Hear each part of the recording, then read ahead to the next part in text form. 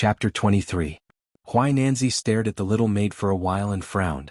Because no matter how he looked at it, this girl with her hair in two buns was an ordinary person. She was neither a demon nor a cultivator. It could even be said that there were 2 or 3 scratches caused by branches and leaves on her lotus-like arm that was exposed from her sleeve. But ordinary people wouldn't come to this place at this time, and they wouldn't be indifferent to the corpses on the ground. So, the problem was the little girl on the donkey. He couldn't see through her either, but he felt that it was better to stay away from her. The farther the better. Therefore, he restrained his expression and cupped his fists toward the little girl. I'm Huai Nanzi, the head disciple of the Lingshu Sword Sect's sect leader. May I ask, where did you come from? What's the matter? But the girl on the donkey didn't look at him and didn't seem to hear him. She stretched out her slender hand and patted the little black donkey's butt. Then the black donkey trotted over to Li Yunxin's side. Li Yunxin didn't move. He just lowered his eyes and looked at the little black donkey's hooves. The reason he was stalling for time was because of these 2 people. Because when he thought he was at his wit's end, the little cat demon in his body told him that something terrible was coming from afar. The little cat demon spoke incoherently, and she was in his body. Therefore, Li Yunxin only knew that in the little cat demon's impression, the person coming was so scary, so scary, so scary. And it wasn't a human. Then Li Yunxin was happy. If it was a human, it couldn't beat Huai Nanzi. If it wasn't a human, then it could survive. Now the girl walked up to Li Yunxin and stared at him for a while. Then she tilted her leg and got down. With a splashing sound, her small embroidered shoe stepped into a pool of blood. The girl frowned slightly, but still walked to Li Yunxin and circled around her. Then she closed her eyes, put the tip of her delicate nose near Li Yunxin's neck and took a deep breath. From top to bottom, from head to toe, it was as if the most devout old Thai had closed its eyes and deeply inhaled the fragrance of the best delicacy in front of it. It was an indecent and comical thing for a slender and pretty girl to bend over and close her eyes to smell a man in this way. But neither Li Yunxin nor Huai Nanzi laughed. This was because the girl had started from his neck and sniffed his entire body. She had even walked around him 3 or 4 times, and in between she had only taken a single breath.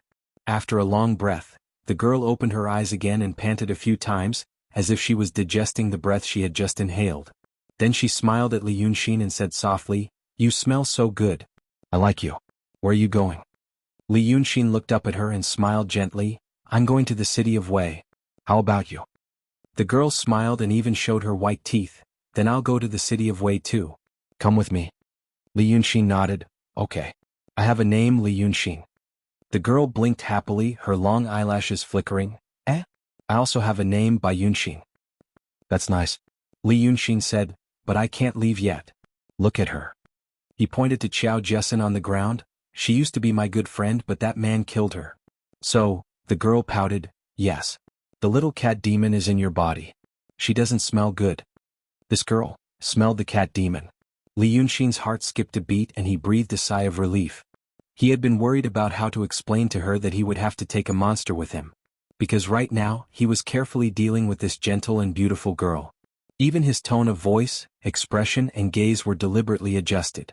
From the moment the girl walked to him and breathed in his scent, Li Yunxin realized that she was not a human.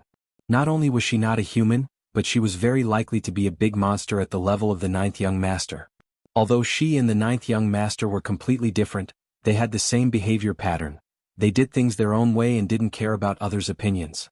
Li Yunxin had met many people in his previous and current lives. Because of his profession, he liked to observe people and remembered some cases. But even if he met the most indifferent guy, he would still care about others' opinions from the bottom of his heart, no matter what. However, the 9th young master and the current Bai Yunxin, their indifference was like a person walking alone in the forest. Was he lonely? No. There were trees, flowers, birds and animals. But he didn't treat those things as his own kind. Li Yunxin knew that when facing such a scary guy, he couldn't be bored. This kind of monster regarded human lives as ants. If they felt bored, they might tear them apart. He had to be more interesting, like when he was facing the 9th young master. He had to observe her every expression, movement and tone to know what she was thinking and what she might do next. Then he could use this guy to get out of the current predicament. So Li Yunxin glanced at Huai Nanzi, spread out his hands and said casually, "Then help me kill him." Bai Yunxin's eyes lit up. Then she turned to look at Huai Nanzi. The swordsman of the school protected himself with 3 flying swords and stared at Li Yunxin and Bai Yunxin without blinking. Hearing this, he shouted, Fairy, don't make a mistake. That little thief killed 2 of my junior brothers and allied himself with the demons. That's why I... At this point he suddenly stopped talking. This was because he saw that the little servant girl standing not far away was also staring at him, and her eyes were shining.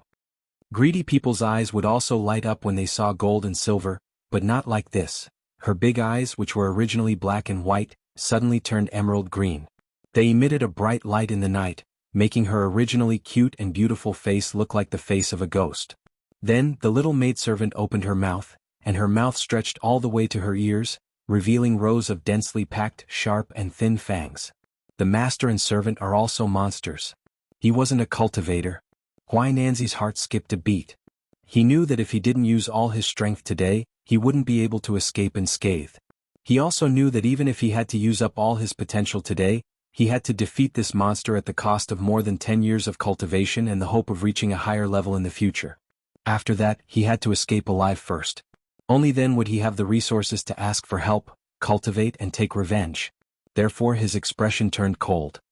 He spat out a mouthful of qi from his dantian and shouted, "Monster! Do you think I'm afraid of you?" The little maid's neck suddenly expanded and swallowed Huainanzi's head along with the 3 flying swords in front of him. Then the neck shrank back in an instant. The little maid pursed her lips and frowned. She looked at her mistress and said, "There's nothing left." Huainanzi's headless body twitched on the spot for a while and then fell to the ground with a thud. Chapter 24. The maid bit off the head and the flying sword with her thin teeth as if she were biting a melted chocolate ball. This scene reminded Li Yunxin of a line in a novel he had read in his previous life. "Why do you eat it as soon as you pick it up?" No matter what, Huainanzi was a personal disciple of the head of the Ling Su sword sect. This title sounded like a passerby, and he was indeed a passerby now. However, Li Yunxin didn't think that Huainanzi was a small fry in the real world he lived in. This meant that the master and the maid were indeed terrifyingly powerful demons. Maybe, they were even stronger than the 9th young master. He exhaled softly and tilted his head with a smile. "It doesn't taste good this way. I've seen someone eat it in an interesting way."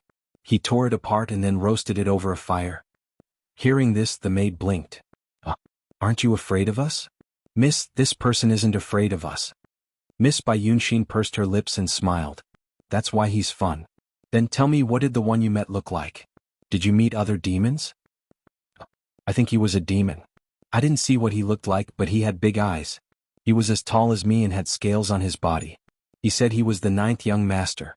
In fact, Li Yunxin really wanted to know what kind of demon the 9th young master was. He used to be a modern man and watch TV series. At that time he liked to guess the true appearance of demons. Although he had experienced many dangers, his curiosity hadn't disappeared. Moreover, he wasn't a normal person either in the past or now. Speaking of the mortals and demons in this world, he sometimes felt that he was closer to the demons when he thought about the past. He felt that this Bai Yunxin looked so powerful. Maybe the big demons were familiar with each other and happened to know the 9th young master. However, after he finished speaking, he noticed that the expressions on the maidservant and Bai Yunxin's faces gradually became strange. The 2 of them looked at each other, and then even Bai Yunxin, who had always looked calm and composed, began to breathe slightly faster. "Where did you see him?" Bai Yunxin squinted her eyes and leaned forward to stare at Li Yunxin. Her posture was very strange. Li Yunxin felt that it was very familiar, but he couldn't remember where or when he had seen it. However, he realized that the demon was no longer smiling. What replaced it was an urgent desire, even more so than when he smelled his own scent. If his experience and knowledge from his previous life were not deceiving him, he felt that it was a kind of hunger for food. Qinghe County? It's him, miss?" The young maid's eyes widened and she excitedly jumped up and down. "Little 9, little 9, little 9. It's little 9. It's little 9. Bai Yunxin seemed to realize that she had lost her composure. She shrank her neck and became the gentle and delicate girl from a humble family again. However, Li Yunxin noticed that her throat moved as if she was swallowing something. "Then, I won't go to the city of Wei with you." "Yunxin. Well, it's a good name. You see, I have a name, Bai Yunxin." Bai Yunxin moved closer to him and took 2 light breaths. She said, "When I find little 9, I will go to you. You can't hide from me." "Oh, I see." She put her hand into her sleeve and felt around. Then, with a slight tug, she pulled out a small silver sword. In fact, it was not appropriate to call it a sword. This slender weapon was 2 fingers wide. It looked more like a straight knife with a sharp tip. However, one side was fully bladed and the other side was half-bladed. It was a weapon that could stab and slash. The body of the sword was 1 meter long. There was almost no blade, only a white, smooth and long sword hilt. "Here, this is for you," Bai Yunxin said. "Take it and I will find you." Li Yunxin stretched out his hands and immediately took it. "Okay. I will wait for you in the city of Wei. But you can't not come." Bai Yunxin pursed her lips and smiled. If you run away I will eat you." Then she suddenly opened her arms. Her sleeves suddenly became wide and almost covered her whole body. A gust of wind suddenly gathered in the forest, accompanied by a clear and sharp whistle. Then the 2 wide sleeves of Bai Yunxin turned into a thick cloud of fog and rushed up to the sky with the gust. After a few seconds, only Li Yunxin and the sword in his hand were left in the forest. He stood there for another 10 seconds, making sure that the master, the servant and the black donkey were all gone. Then he let out a long breath and slightly bent down to rub his legs. His legs were numb and about to cramp. His clothes were soaked in sweat. When the cold wind blew, he felt irritated and cold as if he was going to fall sick. Damn it.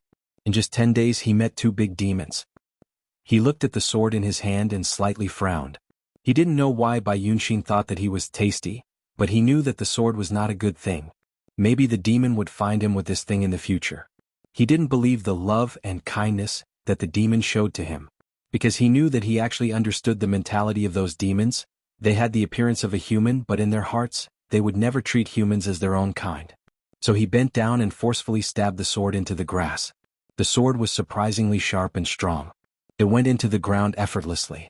During this time, Li Yunxin felt a slight obstruction, probably because he hit a stone. But the tip of the sword seemed to cut the stone in the ground easily. Then he patted the back of his head and said, "Hey, come out." Demons usually attached themselves to the Naiwan palace on the head. The cat demon had curled up on his body for a long time without making a sound. She must have been scared out of her wits by the big demon, Bai Yunxin. After a few breaths, he heard Mrs. Sanhua say, "Huh? She left? Scared me to death. One peck, oh scared to death. Sigh, my good body, sigh, can only be used like this, sigh." Her voice gradually faded. The next moment, Li Yunxin found that Xiao Jiesen's body on the ground stood up again. But this time it was too horrible to look at. It was not an exaggeration to say that her intestines were pierced through. Li Yunxin frowned. "Let her rest in peace. She is already like this, you can't walk on the road like this, it will scare people." But the cat demon seemed to be unusually obsessed with this body.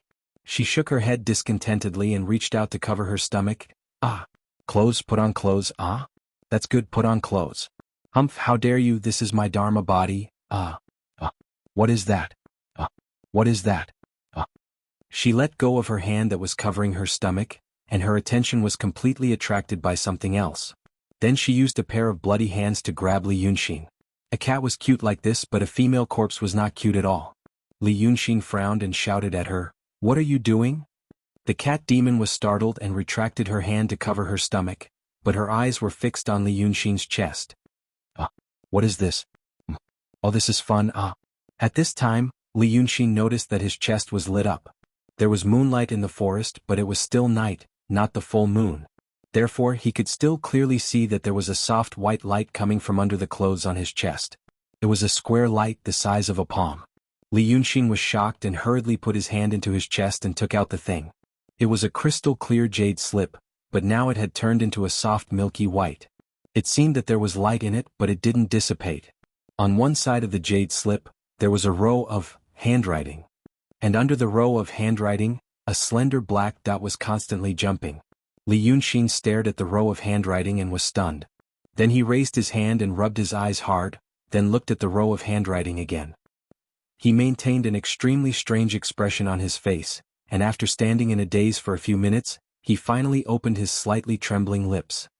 Holy shit. Chapter 25. Now, Li Yunxin knew why this jade slip was called the Jade Slip of Enlightenment. Because at this moment it was really bright. After he came to this world, many things gave him a great shock. For example, turning paper into salt, demons, flying swords, and people's belief that they could become immortals through cultivation.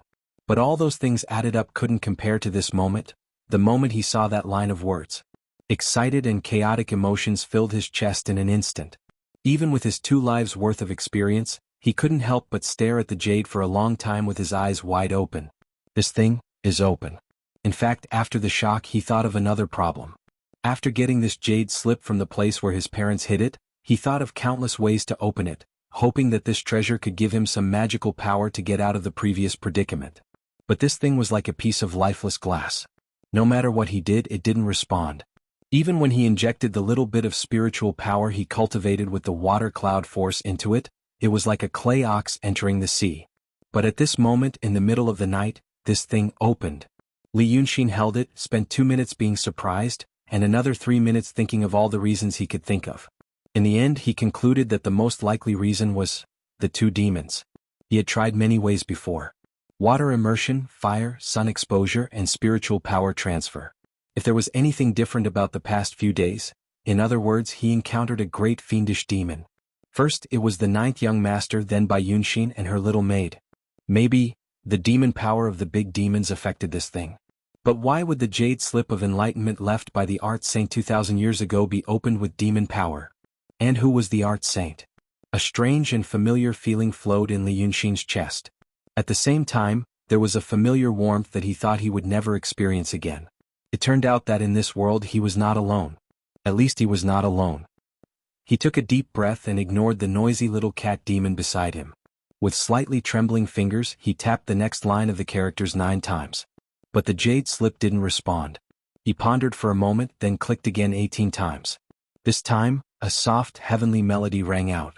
The 2 lines of text on the surface of the treasure disappeared, and the entire surface of the jade slip flowed with light.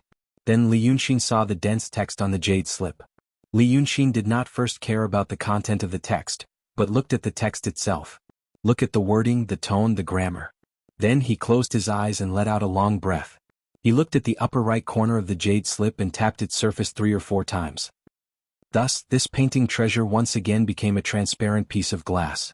He felt that he roughly knew how to open this thing. Even though he'd only seen a small portion of the words inside, he'd already realized why this thing was called a supreme treasure of the Tao of painting. Cultivators had to go through tribulations. They needed to experience the myriad of things in the world and all sorts of emotions. But a person could be poor and frustrated all his life, or he could be satisfied all the time. Those who were poor and successful could be considered to have lived a wonderful life. If they had experienced the joys and sorrows of life, they could be considered to have lived a legendary life. Life was short and cultivators had to seize every second. They did not have time to carefully experience life, so they had to rely on external forces. From this point of view, the paintings of painters were quite similar to those of pills and medicines. However, painters were humans after all, and their experiences were limited. Moreover, painters in ancient times were still Taoist painters. They were also disciples of one of the 3 major sects in the world, the Celestial Sect of Wonders. Their lives were even more generous, so how could they have many experiences of poverty? However, the demons and negative karma of life were often because of greed and anger. This greed and anger mostly stemmed from poverty and frustration. Thus, there were very few famous works of this kind. The most famous painting that had been passed down was the Dream of the Red Chamber created by Perfected Xueqin in ancient times. Perfected Xueqin was born in a cultivation family in the Grotto Heaven, and her parents were both experts. When she was young, she was extremely respected and enjoyed the glory of the world. However, when she was young, the art path was declining, and she experienced the sadness of the world and the fickleness of human nature. Thus, after living in seclusion, she spent 10 years to create the Dream of the Red Chamber. This true state expert used his entire life skill to pour all the sadness and joy he had experienced into the painting, leaving behind such a treasure that had been passed down from generation to generation. He died of exhaustion. Although the 7-foot scroll at the end of the painting was destroyed because of the war, it was still a painting treasure that was worshipped by the Grotto Heaven sect. Its status was only second to the 8 treasures ancient scroll left behind by the art saint. It was said that if a cultivator comprehended this painting with his heart, he could experience endless sadness and anxiety, and temper his Tao heart. If a mortal saw this painting, it would be fine. If there was a Tao bone in their body, but they had not cultivated, once they understood the true meaning of the painting, they would die of heartache. But now, in this clear jade scroll, there was something even more precious than that. Li Yunxin realized that once he found a demon power that could supply this jade scroll, and slowly learned and digested the things in it, he might become a person like the legendary art saint from 2000 years ago. The 7 emotions and 6 desires could be examined, and the sadness and joy of the world could be controlled and released at will. Roses and tigers could be painted in the details, and mountains could be painted in the strokes. But first he had to solve the problem in front of him. Bai Yunxin, that demon, wanted to pester him. Of course he couldn't just take the sword she gave him to the city of Wei. The sword must be a token, and the demon could use it to find him. So he had to go somewhere else. And he had to bring the little cat demon. It was a demon after all, and it still had demon power. It also had to figure out his parents' seclusion, and that he was being hunted. The Taoist priests of the 3 sects were all dead, but they were all in the hands of the demon. Let those who covet the Illumination Jade Scroll investigate and find trouble with the fiendish demons. He had to find a place to study the thing in his hand and dig out the secret of the art saint, and then he could make plans. So he took a deep breath to calm himself down and put the Jade Scroll back into his arms. Let's go. If you like this body so much, then come with me. When I find a better place for you to take possession of, you can let this girl rest in peace. The cat demon was very willing. Even if it was temporarily for her to use this body. Seeing that Li Yunxin was about to leave, she hurriedly wrapped her ragged clothes around her belly and staggered to catch up. Li Yunxin and the cat demon carefully walked through the forest. After a quarter of an hour, they finally saw the meadow outside the forest, the direction where they were taken into the forest. He stopped behind a tree and looked out warily. But the cat demon suddenly made a sound of surprise. Then she bent down with excitement and joy and stretched out her hands. She peeked at Li Yunxin and pursed her lips as if she wanted to do something, but was afraid of being scolded. Finally, her instinct won over the little worry in her mind. She squinted her eyes and quickly patted the thing sticking out from Li Yun's waist and giggled, "Hey? Well, I'm back. Well, haha, fun, ha." Li Yunxin frowned. "What are you doing?" But he was stunned when he took a look at his waist. The sword that Bai Yunxin gave him and he stabbed it deep into the ground was hanging on his waist again. Chapter 26. Li Yunxin's expression changed. He stared at it for a while and sighed softly. It was much easier for him to accept this kind of thing than anyone else in this world. There were many similar plots in movies and novels, immortals teasing mortals and giving them something. No matter how he threw it away, it would always appear in his arms or on his body. Now he finally saw this kind of supernatural power. He put his fingers on the hilt of the sword at his waist and stroked it for a while. He sighed again. "Let's go. We still have to go to the city of Wei." Since he couldn't throw it away with his current power, he could only bring it with him. But if he ran away with it, if Bai Yunxin found him, she would probably be angry. Maybe she would tear him apart the moment she saw him. That kind of demon was temperamental and couldn't be judged by ordinary people's standards. So he took out the sword from his belt and held it in his hand.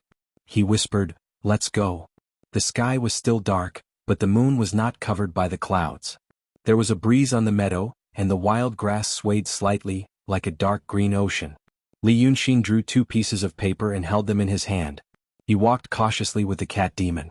Maybe Bai Yunxin killed the 6 ghosts in the river when she came, or maybe they didn't. After 3 steps, Li Yunxin stepped on a hard body. He looked down and saw a headless corpse. They were all killed. The dead man wore a green Taoist robe and his head was bitten off. It seemed to be done by the little maid. There were 2 corpses beside the swordsman's body. They were from the escort agency. Maybe they were all dead. But they still had to go to the city of Wei and they needed a place to stay. Li Yunxin looked at Qiao Jiesin beside him and frowned slightly. Actually, this little girl could still be used. At this moment, there was a sound in the grass beside him. Li Yunxin slashed with his sword. The extremely sharp blade effortlessly cut through the weeds, piercing into the depths of the underbrush like a waterfall, stopping just short of a person's neck. It was only then that he was able to see clearly under the moonlight. It was actually Lu Laodao. It seemed that Laodao did not know whether the person was a friend or a foe. He was about to sneak away in the bushes when Li Yunxin heard him. Right now, a shining blade was resting on his neck. The skin had already been cut by the blade. He was so frightened that he couldn't make a sound for a long time. His legs were trembling like a sieve. Lu Laodao rolled his eyes and saw clearly that the person under the moonlight was the young Li Yunxin. His throat moved a few times and he pounced on him and hugged his leg. "Master, save me. There's a demon." Li Yunxin quickly covered his mouth. "Don't shout. Let me ask you, are those swordsmen all dead?" "Dead, all dead." Lu Laodao rubbed his eyes. "After all these years, I have finally opened my eyes today. Hey, who wants to open their eyes? I mean, it's a good thing to meet a master. At first I thought I saw a ghost or a demon. Is really a demon, a master biting a head off. If it wasn't for me. Okay, it's okay. I've seen the demon before. It's gone now. Li Yunxin put away his sword, pried Lu Laodao's hand off his leg, and pulled away the cat demon who was trying to play with Lu Laodao's hair. Let me ask you again, how many people are still alive in the escort agency? Hearing Li Yunxin's words, Lao Dao blinked and stared at him. Master, did you fight with the demon? Did you drive them away? Then he stared at Li Yunxin for a while and suddenly bowed his head. I've been muddle-headed for so many years and now I finally see the real God. Please accept me as your disciple so that I can see the Tao of painting in my lifetime. Li Yunxin sighed, are you crazy? Can't you reply to me first before bringing up other things? Her father is still here, only her father is left. Lu Laodao quickly lifted his head from the ground and wiped his face. Then he carefully looked at Qiao Jessen. Is this child infatuated? The cat demon blinked. How dare you? How dare you? Li Yunxin sighed and pulled the cat demon behind him. She saw the demon and was scared silly. Qiao Duanhong is still alive? That's a good thing. Where is he? Old Taoist Lu scratched his messy hair and moved 2 steps to the side. He reached out and pushed aside a clump of weeds. Here. Li Yunxin saw Qiao Duanhong, who was on the verge of death. As the leader of an escort agency who was close to becoming a second-rate master, he seemed to have fought hard before. His body was full of sword wounds, especially his legs. His desperate struggle had probably angered the swordsman, so the swordsman deliberately tortured him to death. But he didn't expect that once the bad guy played like this, the situation could be reversed. The little servant girl rushed over and bit off his head. But Qiao Duanhong's legs seemed to have been crippled. The bones of his knees were exposed and blood was gushing out. It was unknown if he could be saved. Lu Laodao probably thought that he couldn't be saved. Li Yunxin walked over and hit a few major acupuncture points on his body, and the blood flow gradually stopped. Both cultivators and martial arts practitioners had to learn to stop bleeding by hitting acupuncture points, but it wasn't that magical. This was an emergency method to temporarily stop the blood flow. If it took too long, it might be crippled. But Li Yunxin didn't think Qiao Duanhong's condition could get any worse. His legs couldn't be saved under the current medical conditions. The only thing that could save his life was the smoke of the Qiao family's ancestral grave. Lu Laodao didn't seem reliable and Qiao Jessen was even more unreliable. Li Yunxin thought for a moment, then tore a piece of cloth from Lu Laodao's body and hastily bandaged Qiao Duanhong's wounds. Then, the situation became more complicated. Li Yunxin now realized how convenient it was to cut the scene. For example, in the previous scene, there was a group of injured people who were on the verge of death but smiling in satisfaction. In the next scene, there was a group of injured people covered in bandages lying on a comfortable and dry bed. But now, Lu Laodao looked like he could be blown over by a gust of wind, and Qiao Jessen was still a young girl. He couldn't walk far with this strong man on his back. The situation was annoying. Let's wait for the car. Li Yunxin said, looking at the time, it'll be dawn in about 2 to 4 hours. More than 2 hours. He'll be lucky to meet someone who can take us away. If he doesn't, then he'll have lived his life in the wind and rain. After saying that, he tried to carry Qiao Duanhong on his back. Lu Laodao's legs were weak as he supported Qiao Duanhong. After walking for more than 10 minutes, they finally reached the previous intersection. Then they put Qiao Duanhong on a patch of grass. Then they began to wait. Lu Laodao leaned against him, trembling. After thinking for a long time, he asked, I say, Master, what are you? Li Yunxin raised a finger. Listen to me. Don't ask about my background and don't mention what happened tonight to anyone. I don't want anyone to know my identity. I'm out for a trial. If you want to learn something, I can teach you. But if someone asks about what happened today, you have to be a hero. This girl was shocked, and if her family asks about what happened today, you know what to say. Anyway, I don't want to be disturbed and I plan to stay at your place for a while. Be good and I'll teach you the night walk in brocade, okay? Chapter 27. From the beginning to the end, Lu Laodao only cared about the coming out of the tribulation. He was both surprised and happy. He felt that he might have met a master from the Tongtian sect or the sect. Otherwise, how could he scare away the demon? Looking at his indifferent attitude towards human life and death, he was even more sure of his guess. Only people like Dao Tong and Kenzo would do something like that. Taishang senseless. Abandoning the 7 emotions and 6 desires, reaching the realm of Taishang senseless. then passing the tribulation and becoming a supreme celestial being. Lao Dao glanced at Qiao Jiesin, and felt that there was something wrong with this girl. After all, it was still dark and his old eyes could not see clearly. Otherwise he could probably see that blood was dripping from Qiao Jiesin's stomach. In fact, there was not much blood, the intestines were broken and the stomach was rotten. After being tormented for so long, the blood in the body should have been drained. If there were no accidents, in the next few days, this body would slowly decompose and rot like a normal corpse until it could no longer maintain a complete form and collapsed. This was also the problem that Li Yunxin wanted to solve. Lu Laodao thought for a while and agreed. Then he tried to lower his head and try to sound out Li Yunxin. But Li Yunxin was thinking about his own matters and did not pay much attention to him. When the sky was about to turn white, Lu Laodao began to yawn. Li Yunxin then saw two people coming from the other side of the road. One in white, the other in black. They seemed to be carrying a copper bell chain in their hands. As they walked, they rattled. When they got closer, Li Yunxin could see them clearly. The person in white was carrying a brass bell, which was as big as a fist. The person in black was holding an iron chain which hung down to his feet. Both of them wore a black and white tall hat, and their faces were pale. But their eyes were thin and long, and they looked a little charming. It was hard to tell whether they were male or female. He saw some words on the hat and squinted slightly. The words written on the white hat were, "Where did the ogres come from?" The words written on the black hat were, "Where to go after reincarnation?" When Li Yunxin saw these two sentences, his heart skipped a beat. It was as if thunder had exploded beside his ears. These two sentences seemed to be imprinted in his heart, speaking out his thoughts. He looked to his left and right and realized that Lu Laodao, Qiao Duanhong and Qiao Jiesin were all gone. He was the only one sitting by the roadside. He stood up and frowned. "Who are the two of you?" Black and white stopped beside him and looked at him.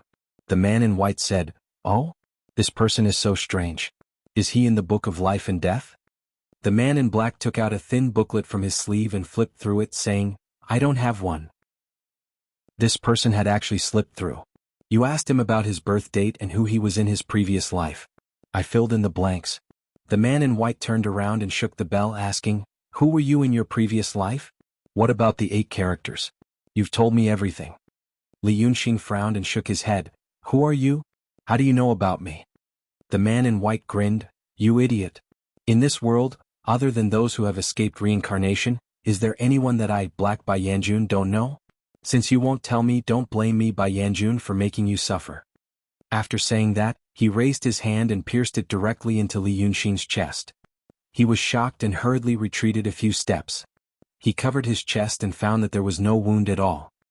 He only saw that the man in white's hand was empty, only holding a ball of light. He slightly widened his eyes and said in surprise, "Oh?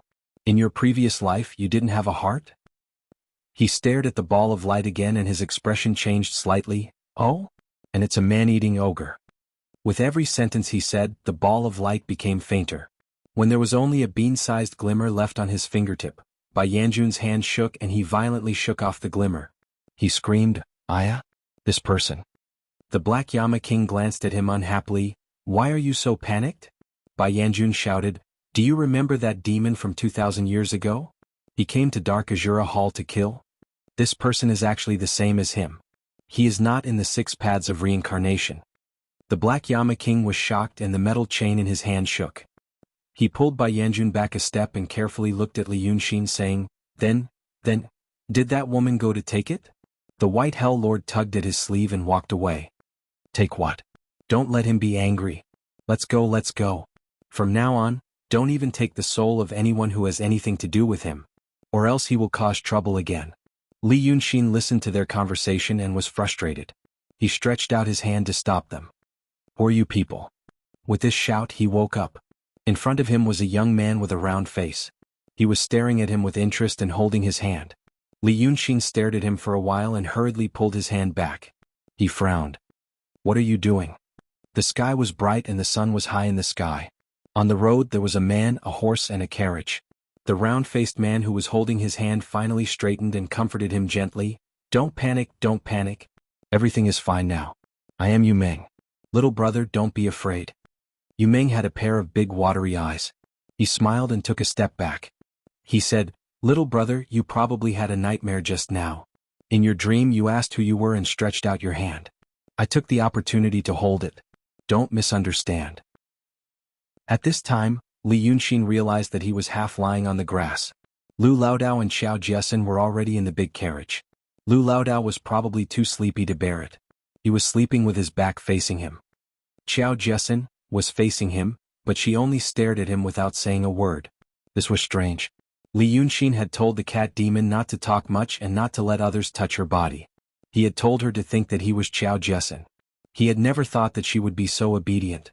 And he actually fell asleep. This was even more unbelievable. Who are you? Li Yunxin stood up and looked at Yu Meng. Other than his eyes, there was nothing special about this person.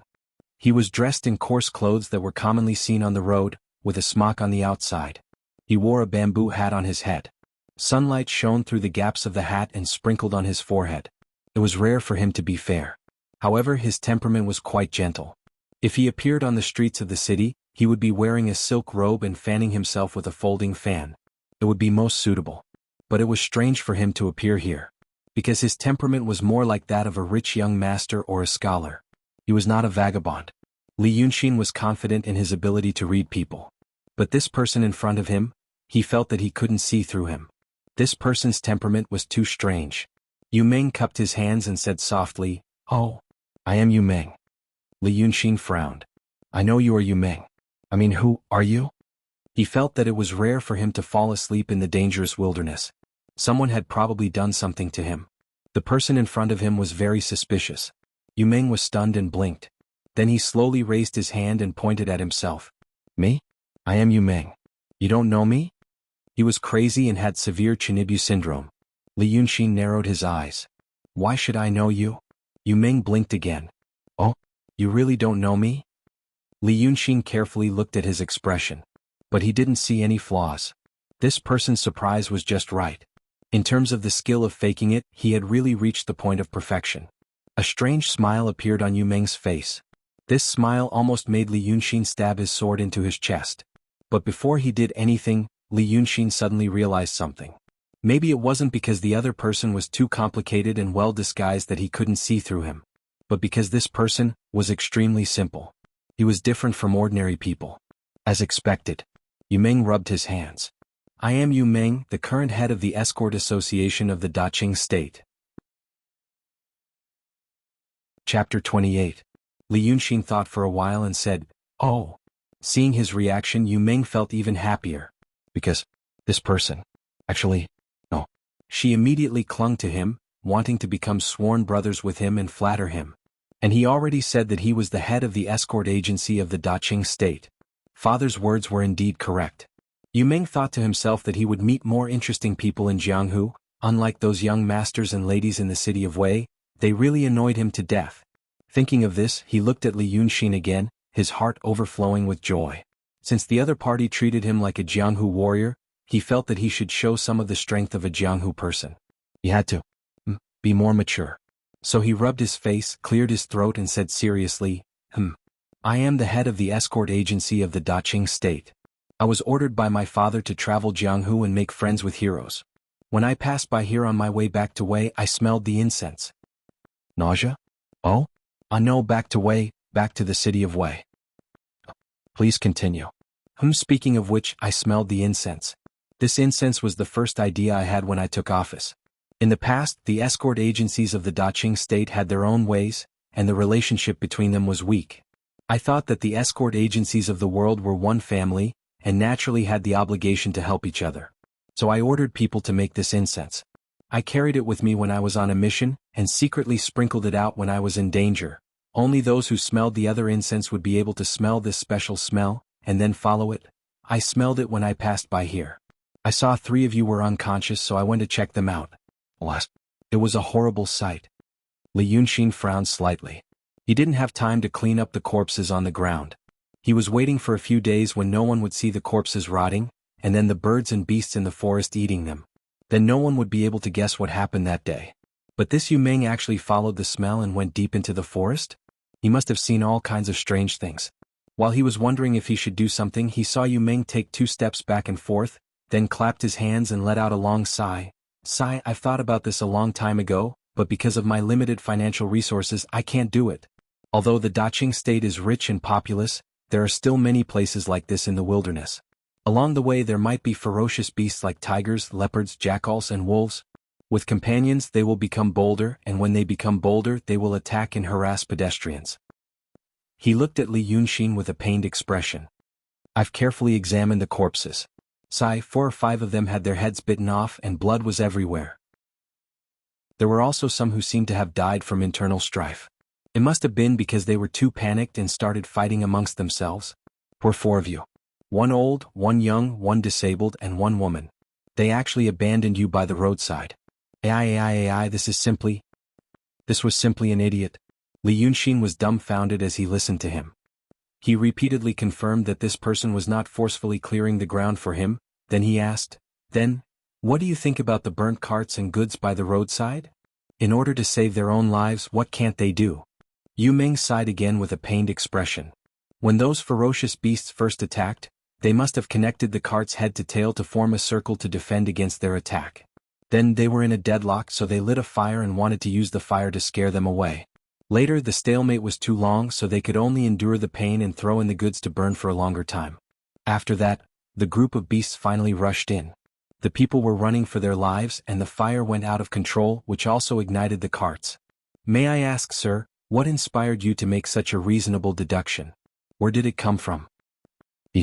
That's not difficult. I've read a book called The Legend of Fierce Beasts. In the book, the hero Nank traveled through Jianghu, solving cases and arresting criminals. He had such an experience. Li Yunxin took a deep breath, cupped his hands and said seriously, "Brother Yu, you have a sharp eye and extraordinary knowledge. I admire you. That's the truth. To be honest, this escort agency is Qiao's Hongfu Escort Agency. That old man and I are passers-by. A few days ago we were attacked by ferocious beasts.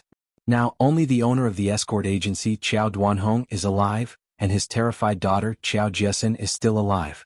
If you can help them return to the city of Wei. This is our escort agency's business. Leave it to me." Yu Meng waved his hand full of pride. At the same time he was very satisfied with Li Yunxin as a friend. He really didn't know what the dragon head of the escort agency meant. He also didn't know what kind of existence the Yu family in the city of Wei was. This person is interesting. Therefore, before he arrived at the city of Wei, Li Yunxin tested him again and again. Finally, he realized that he had met a legendary person. The kind that said, "Oh my God, this girl actually scolded me and was rude to me. She is so different and so attractive." That's right, there was something wrong with Yu Meng's brain. Although it wasn't especially bad, it was different from ordinary people. Li Yunxin vaguely deduced that the Yu family mentioned by Yu Meng was a super-rich family.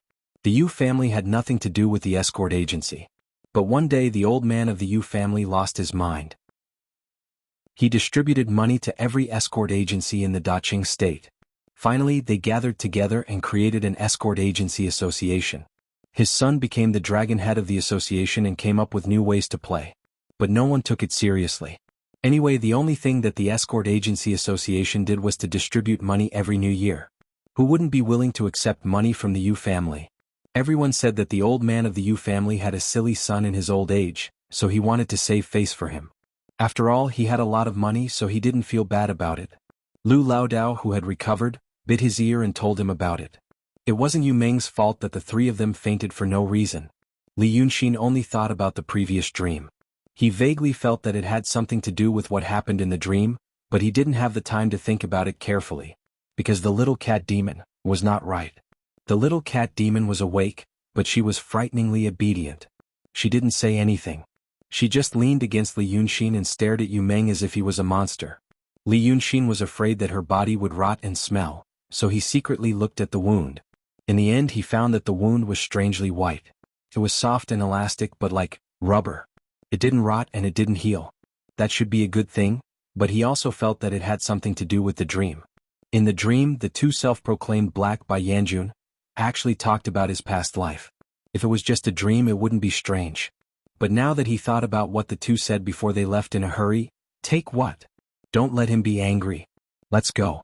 From now on, don't take the souls of anyone who has anything to do with him, or else he will cause trouble again. If that was the case, then looking at the rotten body of Qiao Jiesin, Li Yunxin realized that he might have really encountered something like Yama King's dream. He was after all a cultivator, and he knew that in this world, the underworld, Sanluo Temple, and Black Baiyanjun did exist. Chapter 29. But regarding the existence of Black Baiyanjun, there was no actual proof, more of it was psychological proof. This had to start from the cultivation system of this world. It was said that this world originally only had a thin layer of shell. There was no life, no mountains and rivers. But then the Celestials appeared, and with their supreme magical powers, they pieced together the thin shell floating in the void, forming a huge ball, taking the meaning of perfection, called it the heavenly sphere. Then there were plants, living things, mountains and rivers in this world.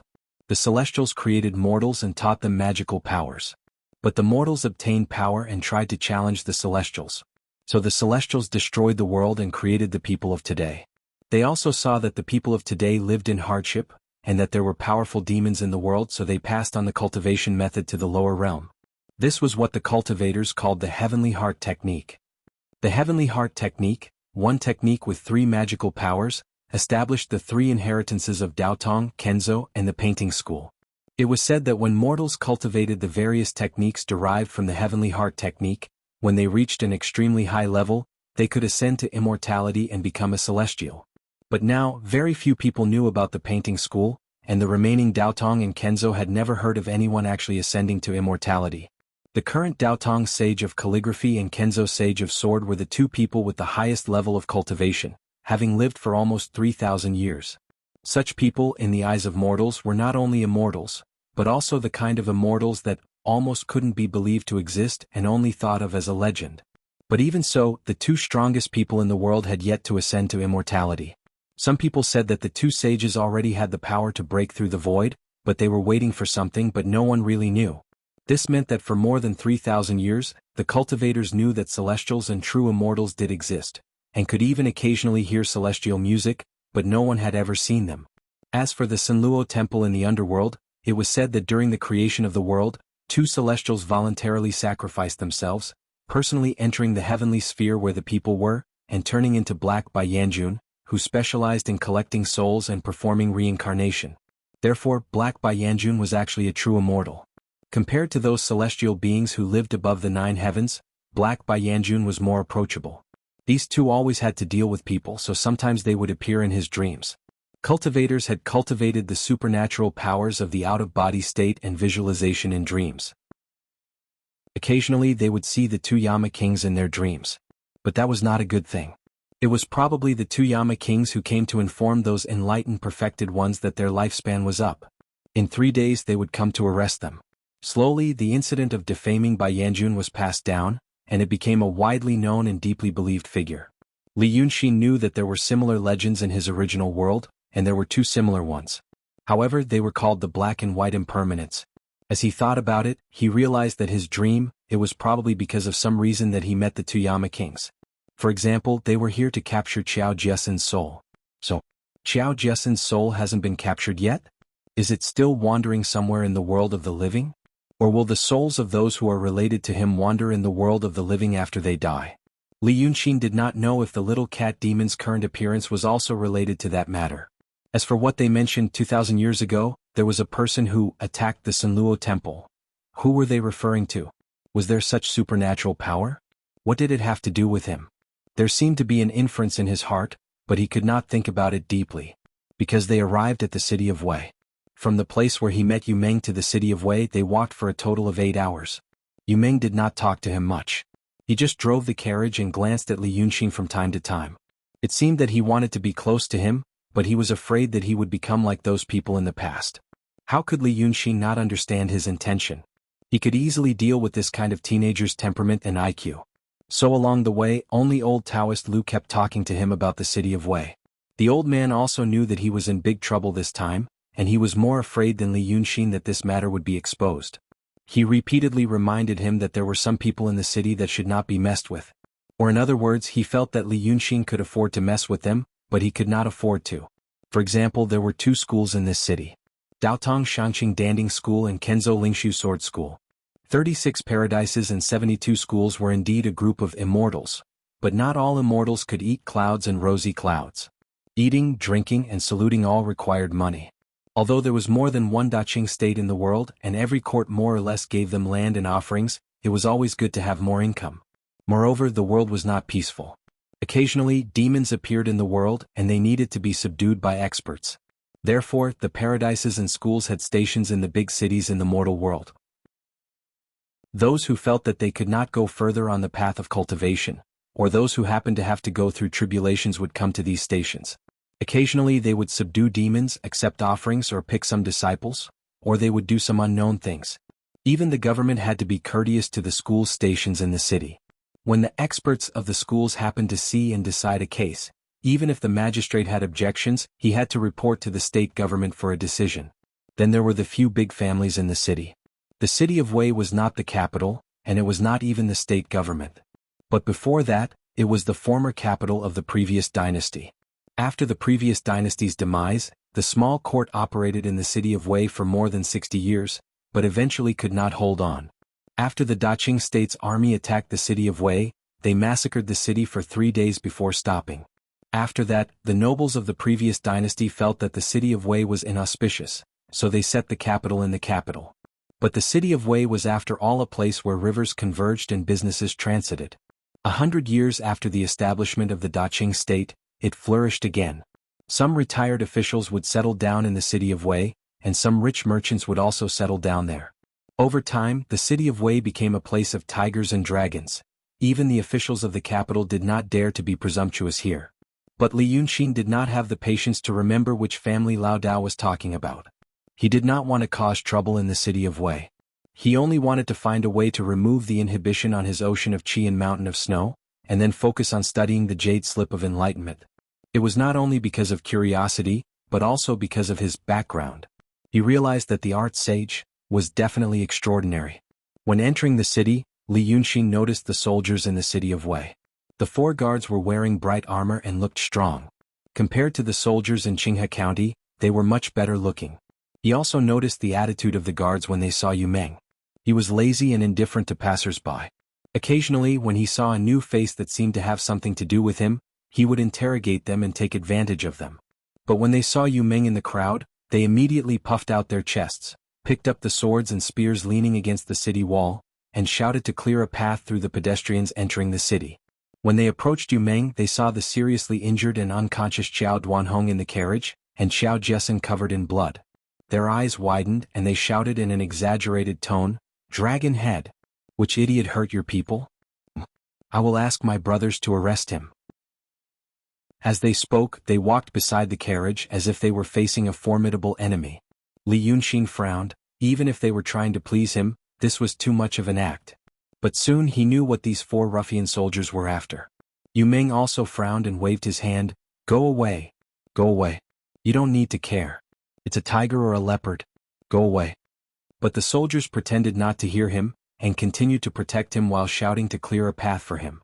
Yu Meng was annoyed as if he did not like being treated like this. He took out some silver from his pocket and threw it on the ground. "This is your reward. Go away, go away. Don't block my way." Li Yunxin's eyes were sharp, and he saw 3 ingots of 5 taels of silver. 15 taels of silver. According to the purchasing power of this world, it was about 30,000 yuan in his previous life. Casually throwing 30,000 yuan on the street, the 4 soldiers must have come for this. It seemed like it was not the first time they did this. The Yu family was a wealthy family in the city of Wei, and Yu Meng was the only young master of the Yu family. How could he be bullied like this? But he probably did not think that he was being bullied. After all, he was like that. Chapter 30. Li Yunxin didn't need to worry about what was going to happen next. Although Yu Meng's brain was slightly damaged, he was still a normal person. Plus, there was Lu Laodao, a local tyrant who was eager to get close to Yu Meng, a super-rich second generation so he could do things with ease. There were still some people in the Qiao's Hongfu escort agency, mostly women and children. Seeing that only Qiao Duanhong and his silly daughter came back, the whole family cried and became a mess. Fortunately, the Dragon King temple that Lu Laodao presided over was in the back street of the Hongfu escort agency, so he followed and took care of a lot of things. Lu Laodao seemed to be hoping that Yu Meng would reward him with some money, just like how he dismissed the guards at the city gate. Who knew that this young master only frowned at the noisy Hongfu escort agency's entrance for a while, then left 10 silver ingots and turned to leave. Looking at Lu Laodao's expression, Li Yunxin guessed that the 100 taels of silver was just enough for the Hongfu escort agency to compensate for the loss of goods. Maybe Lu Laodao could freeload a little but definitely not a lot. Li Yunxin was standing under a crooked moonflower tree in front of the Dragon King temple, listening to the noise in the Qiao family's courtyard across the street. This moonflower tree was as thick as a person's arms, and looked like it had 100 years of history. It was slanted, right in front of the door of the Dragon King temple, like a natural flower garland. It was mid-spring. The delicate and luxuriant 9-petal moonflowers bloomed between the slightly curled emerald leaves, occasionally sprinkling fragrant petals with the wind, falling on half of Li Yunxin's shoulder. Yu Ming stood in front of him, cupped his hands and said, "Brother Li, farewell. I know that you don't like to be disturbed, you're idle, and you don't like the rich and powerful. So I won't talk to you about gold and silver. If you need my help in the future, don't hesitate to ask. You know where I live." After saying that, he looked at Li Yunxin reluctantly. "Then, I'm leaving." This was crazy. Li Yunxin thought even if you use your brain to think, you would know that I need money. On the way here, I've already said that my parents died when I was young, and I've been traveling the world by myself. Recently, I'm going to be Lu Laodao's disciple. Of course I need money. Thus he smiled faintly. "Brother Yu, have a safe journey. Feel free to drop by when you have time." Yu Ming walked away, looking back 3 times at every step. From a distance, Li Yunxin saw that as soon as he reached the mouth of the alley, he was immediately surrounded by a group of young people dressed in silk clothes. They talked noisily for a while and then they disappeared around the corner of the street. Actually, this person wasn't too bad. He was simple-minded but very kind. Perhaps it would be useful in the future. He turned around, pushed open the 2 wooden doors of the Dragon King temple, and walked into the courtyard. After all, it was a temple. Even if it was a small temple, it was still slightly bigger than an ordinary house. There was a cobblestone road in the front yard. On the left were 4 thin, jagged rocks and weeds. On the right were 2 clumps of thin bamboos. In between there was a small path, a stone table and 2 stone stools. It seemed that at least in this aspect, Lu Laodao's taste was outstanding. After thinking about it, he felt relieved. After all, he was a painter, an artist. The main house was the temple where the Wei River Dragon King was worshipped. Li Yunxin could see the statue of the Dragon King in the inside of the house. It was almost the same as what he imagined. However, whether the Wei River Dragon King really existed, and how useful it was, Li Yunxin still had doubts. Of course, he knew that the rain was a natural phenomenon. But considering that there were demons and supernatural powers in this world, maybe part of the rain was caused by the demons and masters. As for the Wei River Dragon King, it wasn't necessarily a dragon. Maybe it was some aquatic demon that, for the sake of some incense, revealed its supernatural power like the little cat demon. Over time, people built a temple for it. Was this kind of demon considered a true god? Yes, it was. After all, it enjoyed the power of faith from the believers. But was it not the Dragon King? Of course not. The demons in this world could enjoy the power of faith from the believers, and could even use it to cultivate. The stronger the power of faith, the more power the demons got. Unfortunately, because of some rules, human cultivators couldn't enjoy this kind of thing. Although it was the power of faith, it wasn't necessarily the positive emotions like respect, admiration, and worship. Fear and disgust were also the same. That's why a big demon like the 9th young master could eat people and harm people as much as he wanted. Others would be afraid of such a thing, and the power of faith he got was also strong. But if he kept making trouble, it was inevitable that he would be targeted by the cultivators in the mortal world. After all, it was better to do something good. Li Yunxin walked in, reached out his hand to touch the clay statue and closed his eyes slightly. His cultivation state was Xuanzhen void state. When he was close to the transcendent state, he could feel the spiritual body of the demon. Although Li Yunxin's ocean of qi and mountain of snow was sealed, he was still in the transcendent state and he could feel something. So he felt some kind of slightly familiar aura. But he really couldn't tell where he had encountered it before. He had seen 3 big demons and a little cat demon, but none of them matched. Maybe it was an illusion. But no matter what, it meant that the statue in the temple was indeed spiritual, or in the words of the common people, it was blessed. The demon called Dragon King left its Reiki here, so it could really hear the pleas of the masses, as long as it was willing. Li Yunxin walked through the temple and walked to the back where Lu Laodao lived. There was a main room and 2 wing rooms in the backyard, all of which looked old. But the eaves were covered with green moss, and there was a piece of fluffy grass under the steps. There was a small pond in the courtyard built with pebbles, and the bottom of the pond was also pebbles. 5 lotus petals were floating on the clear water, and the stem was pulled out but not yet bloomed. There was a small path beside the pond, and there were wooden porches outside the 3 rooms. Thinking about it, it was also romantic to warm a glass of wine and watch the rain and snow on a rainy and snowy day. This Lu Laodao, but on the inside. Li Yunxin stayed in the courtyard for a while and Lu Laodao hurried back. Master, something happened. Li Yunxin frowned. Don't be silly. In this city call me Brother Xian. Lu Laodao didn't have time to change the way he addressed him. Something happened to that little girl. Xiao Jiasen? Wasn't she quite obedient when she went back? Now she's making a fuss. Lu Laodao rubbed his hands. I say Brother Xian, tell me the truth, I won't tell anyone. Was that girl scared or was she possessed? She kept calling me Mrs. Sanhua in the Chow house. Li Yunxin sighed. Let's go, bring me to her. Lu Laodao hurriedly led Li Yunxin to the Chow house. The Chow house had a big courtyard. After all, it was an escort agency, so it was well off. The layout was exquisite, and the atmosphere was well off. But Li Yunxin was not in the mood to look at it. As soon as he was led by a male servant into the backyard where the womenfolk lived, he heard a strange voice. I'm Mrs. Sanhua, I am here. Where are the 3 animals? What grass? What grass? Where's the meat? Chapter 31. Li Yunxin sighed, took a few more steps forward and saw Xiao Jiasen. This room should be the former bedroom of the real Xiao Jiasen. But now the door was open and he could see everything in the room. He had seen the people in the room when he sent Xiao Duanhong and Xiao Jiasen back. One was a middle-aged woman wearing a dark green bikini and a lake-colored dress. She should be Xiao Duanhong's legal wife, Xiao Wangshi. The other one was wearing a foot-long pearl hairpin, which should be Xiao Duanhong's concubine, Xiao Lushi. The 2 women were supporting each other and leaning against the door, looking at Xiao Jiasen with a worried and fearful expression. The other young man was Li Yunxin's first time seeing. He was dressed in brown, with thin eyebrows and eyes, a small mustache on the side of his mouth and thin dry lips. According to Lu Laodao, he was Xiao Duanhong's nephew. He knew that something had happened and came to help. His name was Qiao Jiaming. It was said that he was a loafer in the city, and he usually did nothing. He had some medical skills but he was never good at it. When he had nothing to do, he would come to his uncle's house to ask for money, and he was not well received.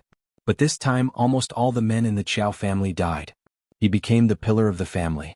When Xiao Jiaming saw Li Yunxin and Lu Laodao, he pointed at them and shouted, Coming, coming. Li Yunxin didn't look at him but looked at Xiao Jiasen. She was sitting cross-legged on the table in the middle of the room, and she hadn't changed out of her bloody clothes. Her left hand was on her leg and her right hand was in the air, making a nondescript gesture. She closed her eyes and shook her head, full of demonic aura. Li Yunxin shouted in a low voice, Xiao Jiasen. When the demon cat heard this familiar voice, her whole body quivered, and she hurriedly opened her eyes. When he saw that it was Li Yunxin, he quickly got off the table. She seemed to want to hide under the table or in a corner, but she remembered that Li Yunxin had told her before, Be a good person when you get to the Qiao family or I won't care about you in the future. She was flustered. It was really like a cat that jumped onto the table and knocked over a glass of water, only to be discovered by its owner. Li Yunxin did not know why this cat demon was so well behaved on the way, but at this moment, it relapsed. But she guessed that perhaps this spirit had found out that she had gone to the Qiao family and Li Yunxin had disappeared, so her simple-minded mind felt that no one cared about her anymore. She also saw that the Qiao family treated her with great care and treated her with good food and drinks, so she went wild. When he saw Li Yunxin, he naturally looked like a child who had done something wrong. Li Yunxin's low shout had such an effect. The 3 of them were very surprised. When they saw him take a step forward, that Xiao Jiasen obediently lowered her head and moved closer to his side, they were even more surprised. Who didn't know that the eldest daughter of the Qiao family had a sharp tongue and a lively personality? Only in front of her father, Xiao Duanhong, would she be so obedient. The 3 of them each had their own thoughts. The 2 women did not dare to speak. After all, his family and Lu Laodao were familiar with each other. They lived in the front and back, and every new year, they would ask Lu Laodao to paint a few festive paintings, knowing that he was an expert. When Lu Laodao said that this youth named Li Yunxin was his new disciple, the 2 women's thoughts were a beat apart. But Xiao Jiaming did not have any friendship with Lu Laodao. In addition, when he saw Li Yunxin's appearance, sword-like eyebrows and starry eyes, red lips and white teeth, he was a handsome youth. Xiao Jiaming's heart became unhappy. He had been eyeing this cousin of his for a long time. He had long thought that one day he would marry this younger sister of his. There were no sons in the Chow family's first branch. If he could get a beauty and money, wouldn't that be wonderful? But now, this crazy girl who was suspected to be possessed by a demon was so close to Li Yunxin. Qiao Jiaming, who was originally a reckless person, suddenly became angry. He immediately rolled up his sleeves and grabbed Li Yunxin's arm from behind. Brat! When Li Yunxin turned his head, Qiao Jiaming threw a punch at his face. But the punch missed. With Li Yunxin's skills and his sea of qi sealed, although he was not a match for the direct disciple of the Ling Su sword sect leader, dealing with ordinary people was like playing with children. In his eyes, Qiao Jiaming's fierce punch moved in slow motion. He slightly tilted his head with a cold face, and the other party's fist brushed past the tip of his nose. He tilted his body again and pushed slightly. Qiao Jiaming staggered and fell on the table where the little cat demon had been sitting.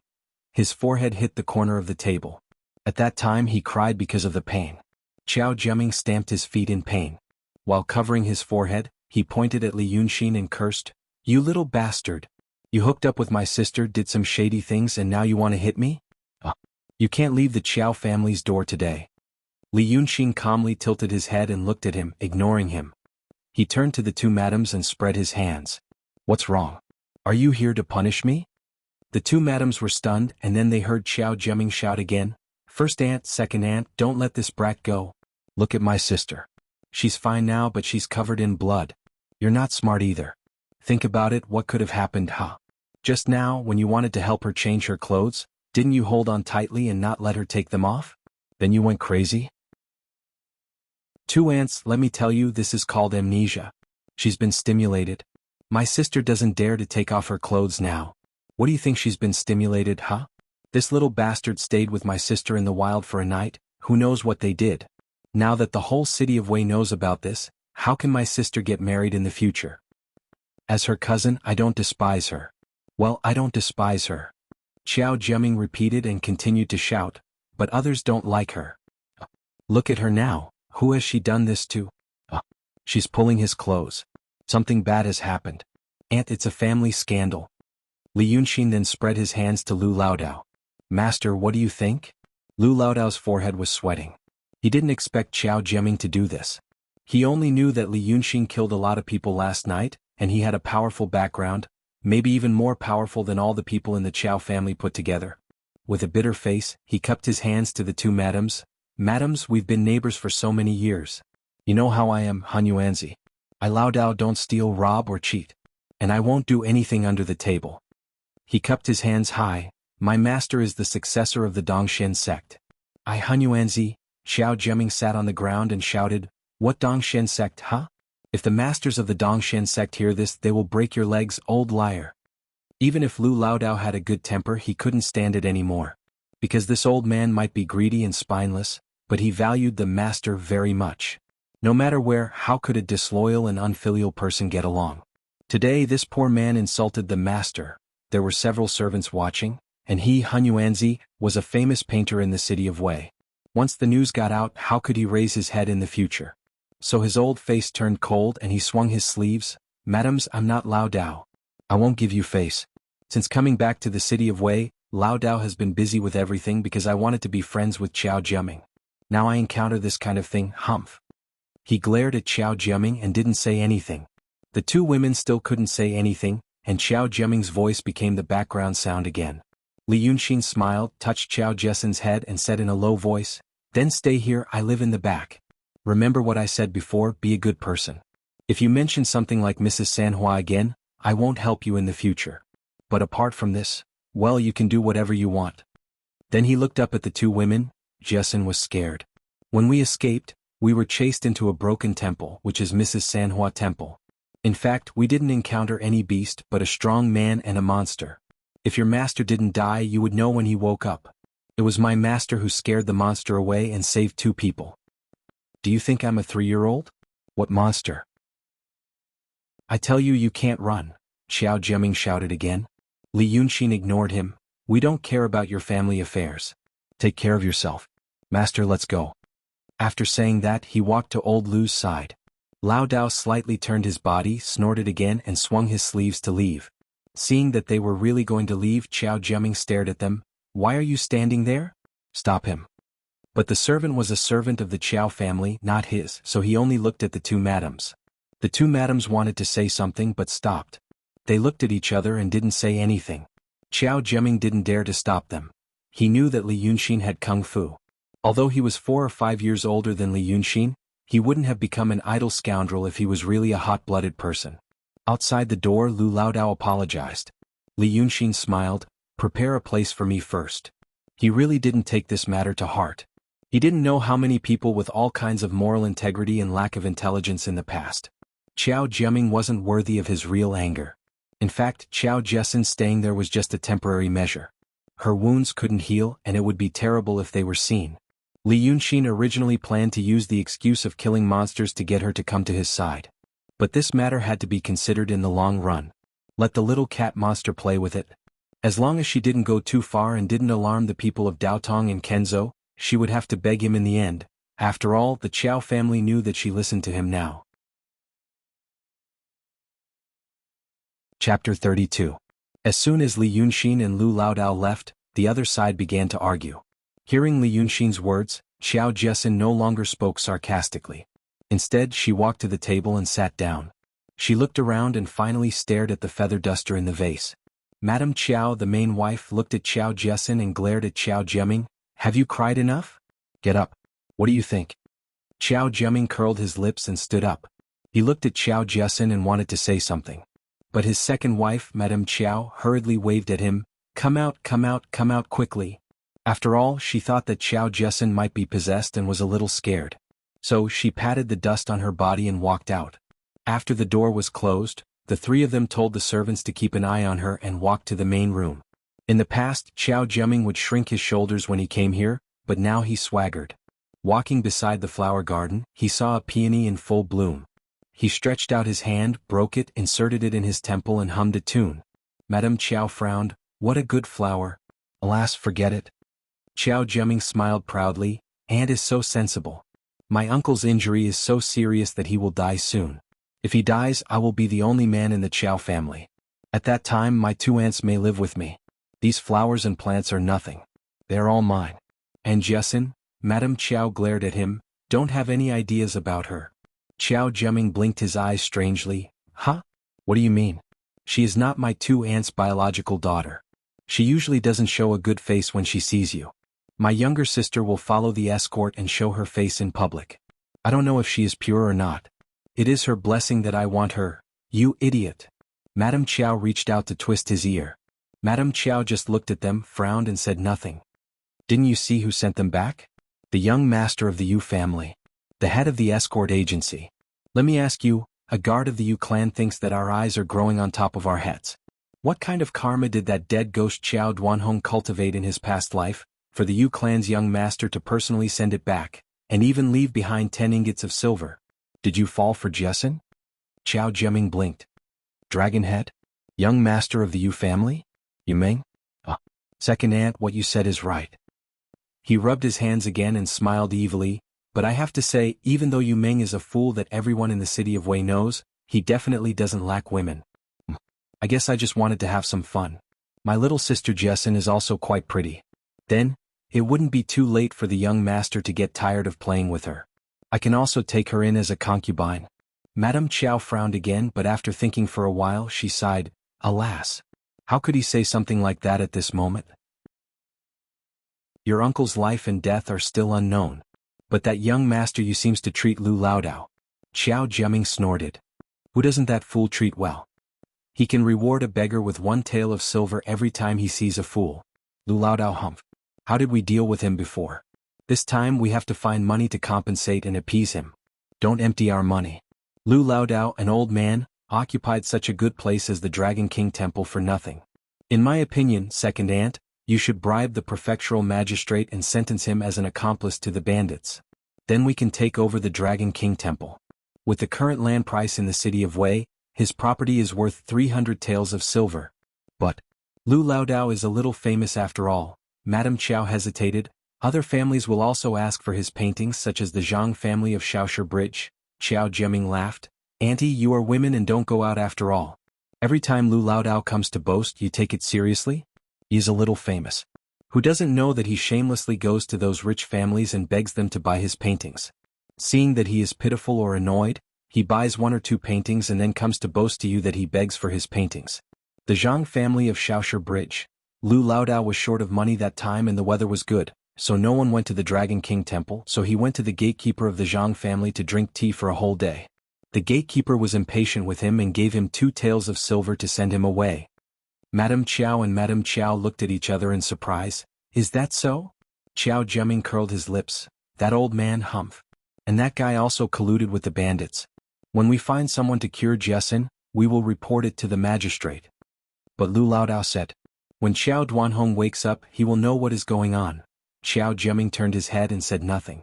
He smiled, but he must wake up first. After saying this, the 3 of them were silent for a while. Chapter 33. Just like that, nothing happened for 2 days. Life was so peaceful that Li Yunxin sighed. It had been a long time since he had been so relaxed. During these 2 days, Lu Laodao really treated Li Yunxin as his master. He served him good tea and water, flattered him, and didn't even go out of the door. So Li Yunxin taught him the water cloud force. According to his parents, the water cloud force was one of the entry-level parts of a whole set of skills. It was also part of the divine heart technique. They didn't have time to teach him the more advanced skills. But this skill could be considered broad and profound. It not only refined the body but also the spiritual power. For painters it was a very useful skill. For the painters in the secular world, it was a supreme magic skill. So Lu Laodao went to the wing room to study the formula that Li Yunxin taught him. Li Yunxin reopened the jade slip of enlightenment. At the moment he could only see some general things in the jade slip that belonged to the common goods. But even if they were common goods, they were the common goods of the previous art saint, the enemy of the world. He found the way to open the seal of Snow Mountain and Ocean of Qi.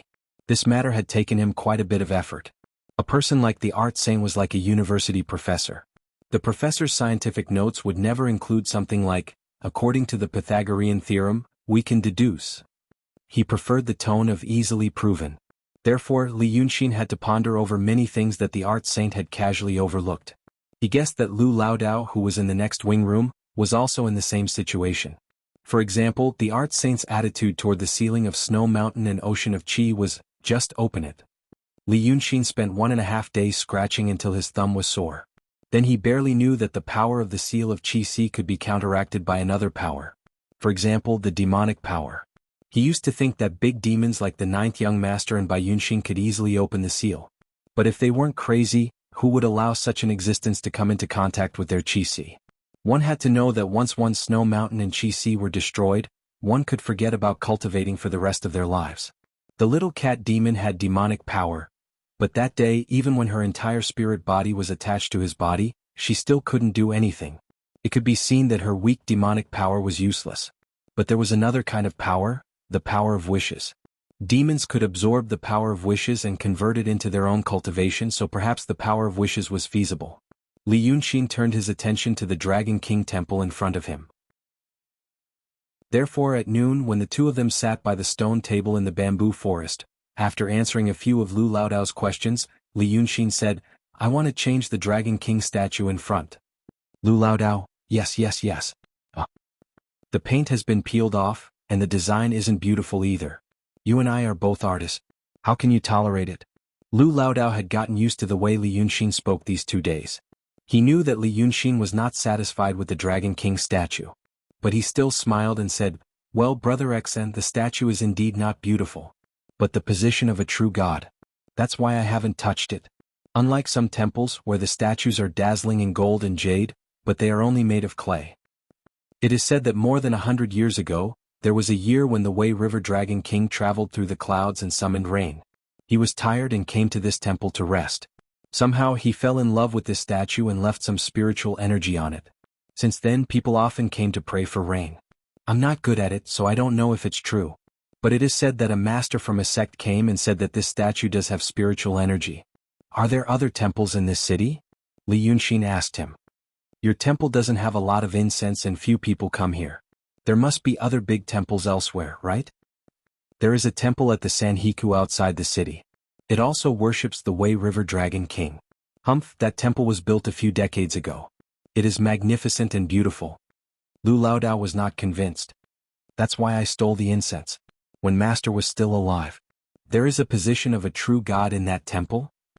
There is, then it's fine. There is still one that can be used. That's settled. In the afternoon, get someone to dismantle the statue and I will get something else to hang on it. Your location is not good, and your products are not updated. Where do you get the money for incense? That is also the Dragon King Temple. This is the Dragon King Temple. Of course, I won't come here to worship. If it was someone else, Lu Laodao would definitely ignore them. But this Li Yunxin taught him the water cloud force, and now he said that he wanted to dismantle the position of a true god. Lu Laodao only felt that it was the style of an expert from the Heavenly Cave sect. It was obvious that he had seen this many times and didn't take it to heart. He gritted his teeth, stamped his feet and sighed. Fine. I will listen to Brother Xian. I will just say that there is some income from this temple. If I really dismantle it, Li Yunxin laughed. Who said that it is not a temple if it is dismantled? I will put something else on it. Luckily Yu Meng left 100 taels of silver and Lu Laodao took 2 taels. So he used the money to find someone to dismantle the statue in the afternoon. Then Li Yunxin asked him to go over and add the finishing touches. Lu Laodao entered the room that used to belong to him. On the table was a framed 8 feet long painting. It was made using the treasured cloud paper of the secular world. It was not afraid of smoke and fire. There were 2 people drawn on the paper. The man in the middle was wearing a golden helmet and armor, holding a ferocious-looking spear. Lu Laodao felt that he looked a little like Li Yunxin, but it might be an illusion. Beside the man in the golden helmet was a woman in red armor, but her face was a little dull. The painting was very good. It was vivid, as if it would jump out of the paper in the next moment. But Lu Laodao didn't know who the 2 people in the painting were. Li Yunxin passed the brush to him and said with a smile, "This man's surname is Jia and his name is Wen. He's the crown prince of a divine nation built by a celestial. This woman is called Shiwana. She was saved by the prince in the past. After that, she devoted herself to Tao and cultivated the real body of the dragon lady. This Prince Jiawen can ensure the safety of the house. When setting up a flag in the escort agency, building a house or digging a pit, you can come and pay your respects to him. Look at his golden helmet and armor, he's also full of wealth, so there's nothing wrong in seeking wealth. Needless to say, this dragon lady could call the wind and summon the rain. You just need to add a stroke here and the painting spirit will be formed." It was the first time Lu Laodao had heard of these 2 gods. He did not even dare to breathe too loudly. He only took the brush, held his breath, and channeled what little spiritual power he had left. He pointed the brush on the spear of the Crown Prince Jiawen, which had attained great success in the Supreme Sage Mystery Numinous Treasure. He instantly felt the painting tremble slightly, and an extremely mysterious flow of spiritual power extended to an unknown place in the distance. Lu Laodao was shocked. Firstly, he thought that Li Yunxin was only using this painting to make up the numbers, but in fact he had other motives. Who would have thought that after touching the painting he would discover that the spiritual energy in the painting really did flow? It was connected to a certain existence. Moreover, it was so tight and sturdy. If the 2 gods really lived in the 9th heaven, what kind of divine power would they have? Li Yunxin actually managed to invite him. Secondly, he could actually feel everything that had shocked him just now. Chapter 34. But in fact the painting did have Reiki. But it was not the Prince of Deva, nor the Dragon Lady. It was Li Yunxin himself. He painted the painting with his own Reiki, so Lu Laodao felt that the prince looked like Li Yunxin, even though they had 2 different faces. If there were cultivators from the cave heaven or other sects who knew the details, they would say that Li Yunxin was seeking his own death. The cultivators in this world could not absorb the power of faith. This was a lesson learned from the experience of countless predecessors dying. But Li Yunxin did not have time to learn everything from his parents, and the Saint of Painting's jade slip said that it was easy to obtain, so he attached his Reiki to it. In fact, worshipping the painting was the same as worshipping him. Because he was very familiar with himself and he was near the painting, Lu Laodao felt that the flow of Reiki on the painting was tight and solid. And his ultimate goal was to draw the power of faith into his body to break the inhibition of the snow mountain and ocean of Qi. Li Yunxin knew what he was thinking, so he smiled. "That's normal. The water cloud force I taught you is not a common one. After all, you have been a painter for so many years, so it's normal for you to progress quickly in the beginning. Go and hang it up." Lu Laodao thanked him profusely, but he could only sigh at himself for meeting such an amiable and knowledgeable master. He took the painting and ran to the front hall. Although Lu Laodao's Dragon King temple did not have any incense, at least people in the city of Wei knew about it, even if they did not know who lived in the temple. It was a good afternoon and there were many people on the street. Seeing that he asked someone to dismantle the statue, and that he had nothing to do, people spread the news. At this time, even the people in the city did not have much entertainment. Ordinary people could enjoy a day with firecrackers, not to mention dismantling the temple. So when Lu Laodao ran out with the painting, the street in front of the door was already full of people, and the front yard was also crowded. There were women with children, idlers who had nothing to do, and old women who tottered as they walked. At a glance, there were at least 100 of them. Everyone was looking around and discussing, saying that Lu Laodao had lost his mind. Why did he tear apart Lord Dragon King? Originally, it was inconvenient to go to the Sanheku Dragon King temple nearby, so they worshipped here. Although the Dragon King was in charge of the rain, he had great supernatural power and was a deity, who said that he couldn't worship him if he asked for money, children, or the Wang family's second daughter-in-law next door with sores on her face. Now that it was torn down, the people nearby had no place to pay their respects. Therefore, as soon as Lu Laodao came out, he started asking questions. Old Taoist Lu held the painting in one hand and walked into the back door of the front hall. He was already calmly pacing. As he stroked his beard, he lowered his eyes and pressed down. Everyone, please calm down. Today I, Hunyuanzi, am not being disrespectful to Lord Dragon King. Instead, I'm saying that an expert has invited 2 other gods for my Dragon King temple. One of them is the Crown Prince of the 9 Heavens Divine Kingdom. He is the Crown Prince of the 9 Heavens Divine Kingdom, where the Supreme Celestial Being resides. His power is unparalleled, and he can ensure the prosperity of his family, wealth, and many children.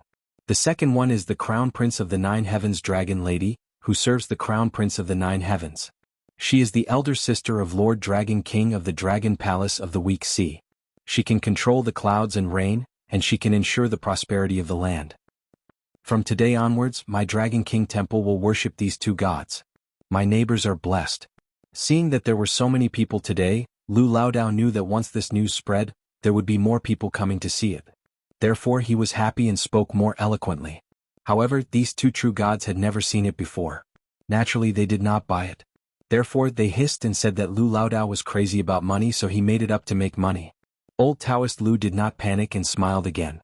He knew the level of the painting in his hand. There were 5 painters of artistic conception in the city of Wei. In fact, he had just touched the edge. He said that the emptiness realm and the artistic conception were both acceptable. However, the other 4 were real experts, at least in the eyes of ordinary people. He also knew that the level of the painting in his hand was probably much higher than that of the other 4 experts combined. Therefore, after smiling, he opened the painting in front of everyone.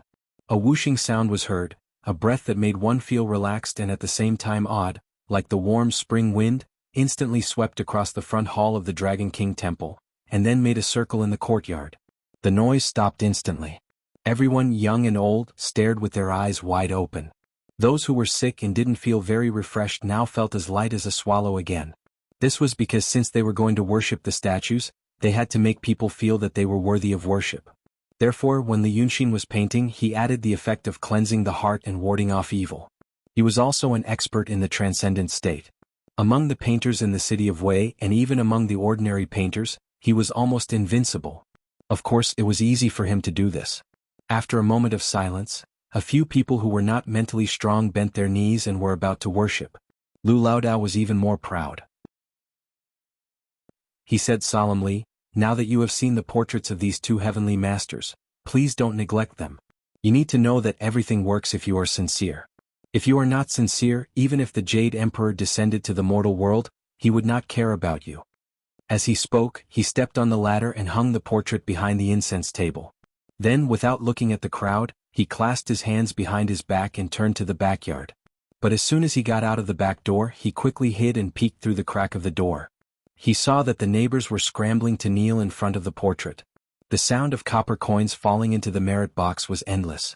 To Lu Laodao it was like heavenly music. There were also those who did not bring money with them, so they quickly ran home, afraid that they would neglect the 2 heavenly masters. There were even those who had sick people at home, so they carried them over, wanting to experience the heavenly aura of the 2 heavenly masters. In this era where people died from major illnesses and minor illnesses dragged on, once they experienced the heavenly aura of the temple, it would be more effective than any kind of persuasion or propaganda. By the time the sky turned dark, almost all the neighbors had come to worship.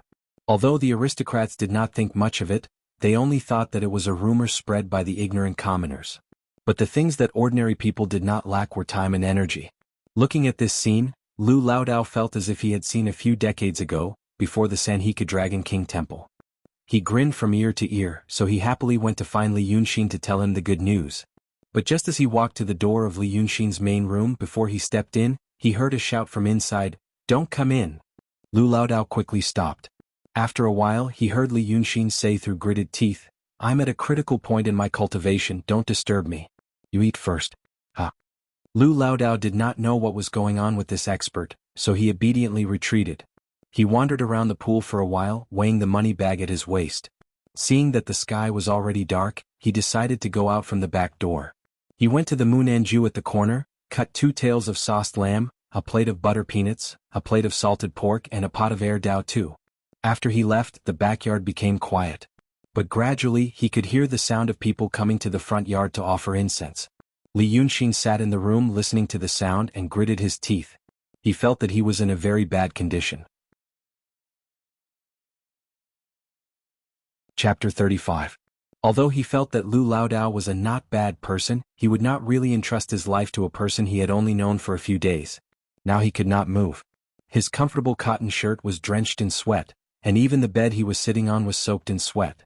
Even if there was only the light from the crescent moon in the room, he could see the white fog coming out of his head. At this moment, his ocean of chi and mountain of snow seemed to be about to explode. The name of ocean of chi and mountain of snow was not because it sounded more artistic, nor because there was really something like a snow mountain in his body. This was because when a cultivator practiced, the spiritual power gathered and condensed, and finally integrated with the body to strengthen the cultivator's spirit and life. This part of spiritual power actually formed a part of the cultivator. It was not a separate chi, nor was it something golden that could flow in one's body. It had penetrated into every cell and became a part of the body. When a painter painted, it was this part that referred to the other person's spiritual power or his own. This part referred to the mountain, in the ocean of chi and mountain of snow, a solid foundation. Another part of spiritual power could be used, it depended on how majestic the mountain was. They were separated from the mountain, gathered in the ocean of chi, and used in various forms to become many skills. In fact, if Li Yunxin was asked to name it, he would call it liquid capital. And his ocean of chi and mountain of snow was sealed because the snow on the mountain could not melt and gather in the ocean of chi. He wanted to use the power of wish to break through that layer of restriction. But since there was no exact shape of a mountain in his body, there would not be a cover or seal on it. He needed to use the power of wish to impact his whole body to remove the seal that covered his whole body.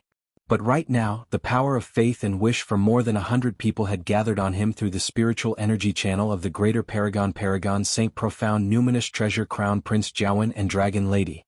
From the moment he received the power of faith he realized, damn it, this is bad. The power of will was completely different from the spiritual energy he cultivated. The difference between the two was like the difference between oil and water. This power of wish might not be worth mentioning to a great demon, but if it was converted into spiritual power, it would be nothing to him. But at this moment, although the power of wish was small, it could not be controlled by him, nor could it be expelled from his body.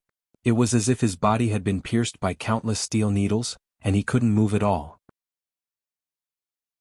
It was said that there was a kind of punishment where a person's scalp would be cut open, mercury would be poured in, and a complete piece of human skin would be obtained. At this moment, although the power of will was not tangible mercury, it had the same effect at the level of the soul. The indescribable pain made Li Yunxin clench his teeth. The reason why he continued to insist on not letting Lu Laodao in was because he felt that although the situation was completely different from what he had expected, it seemed to be of some use. While the power of wish was bringing him pain, it was also attacking that restriction. The talisman that was used to cast the restrictive spell was probably made by an expert from a certain orthodoxy. It was very sturdy.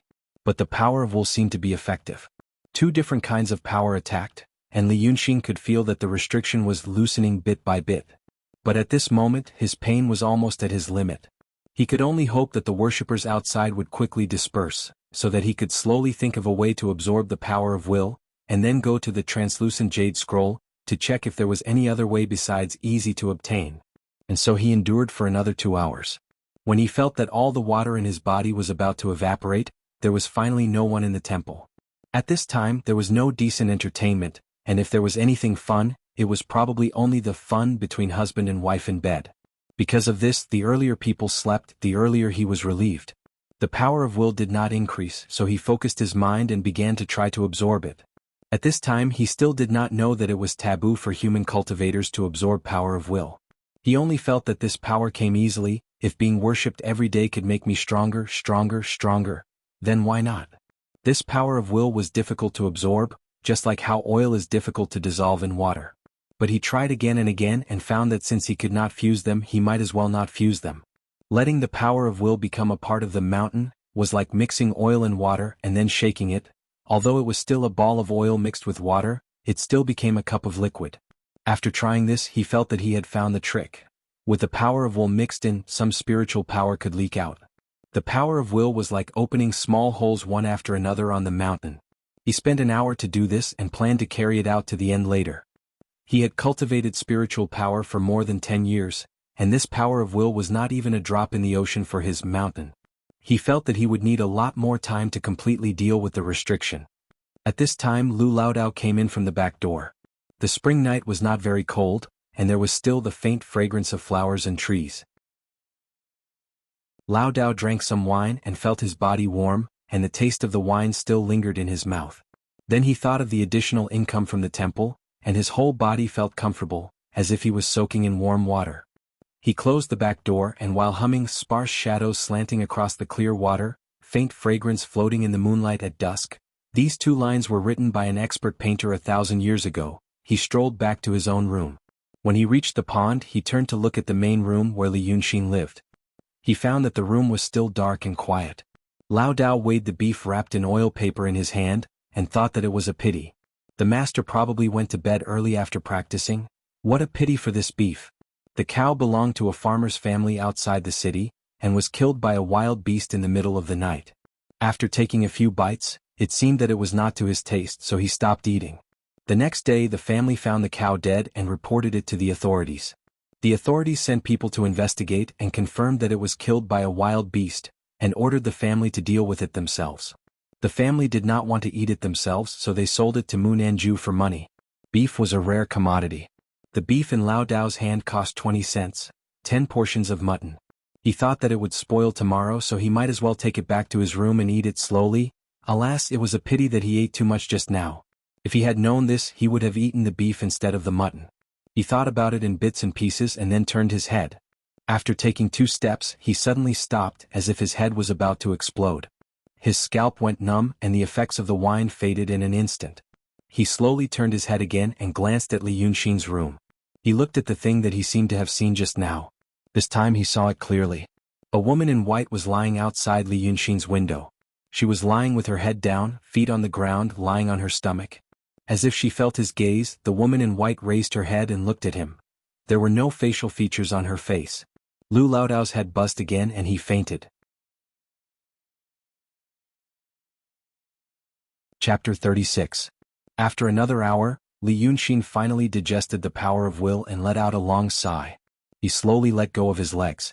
When they were no longer numb and painful, he slowly got down to the ground. He took off his wet and dry clothes, opened the mahogany box with brass edges, and found a clean set of clothes to wear. He was about the same height as Lu Laodao and also about the same weight. Lu Laodao's Taoist robe also fitted him well. There was no light in the room, only the faint moonlight. But cultivators' bodies were also tempered by spiritual energy, and most of them had sharp ears and eyes. Therefore Li Yunxin could see clearly without a light. Not to mention that the light was not very bright, there was also a smoky smell in the room which he still could not get used to. He poured a cup of herbal tea and drank it. It did not quench his thirst, so he lifted the teapot and drank it. When he looked up, he saw the window. He choked on the tea and the teapot fell to the ground. He was so scared that he shivered from head to toe. What the hell is a ghost? He was not afraid of ghosts. But no matter how brave he was, he could not help but suddenly see such a scene. Because the room was dark, the shadow outside the window was especially clear. A figure, head down, body up, was leaning against the window. Long hair hung down and it was even slightly fluttering. This shadow was fainter than normal shadows and it seemed to be a little translucent. But Li Yunxin could also see its movements clearly. It was scratching at the paper window as if it wanted to come in. Holy shit. Li Yunxin stood firm and stared at the thing with wide eyes. He knew that it could be a ghost. Apart from the illusion created by the little cat demon in the forest, this was the first time he saw a ghost. He had seen ghosts before, but he could only feel that they were yin spirits like the cat demon. But this was the first time he really saw one. For cultivators, the existence of ghosts was certain. There were naturally ways to see ghosts, using special drugs or practicing some kind of supernatural power, such as opening the inner eye. But the problem was, who would find trouble for themselves and do that? The spiritual energy of cultivators could already sense and locate them. No one would take things too hard and insist on watching all kinds of tragic appearances before death. But now Li Yunxin felt that he had indeed seen it. This was a temple. There was also the power of faith from incense.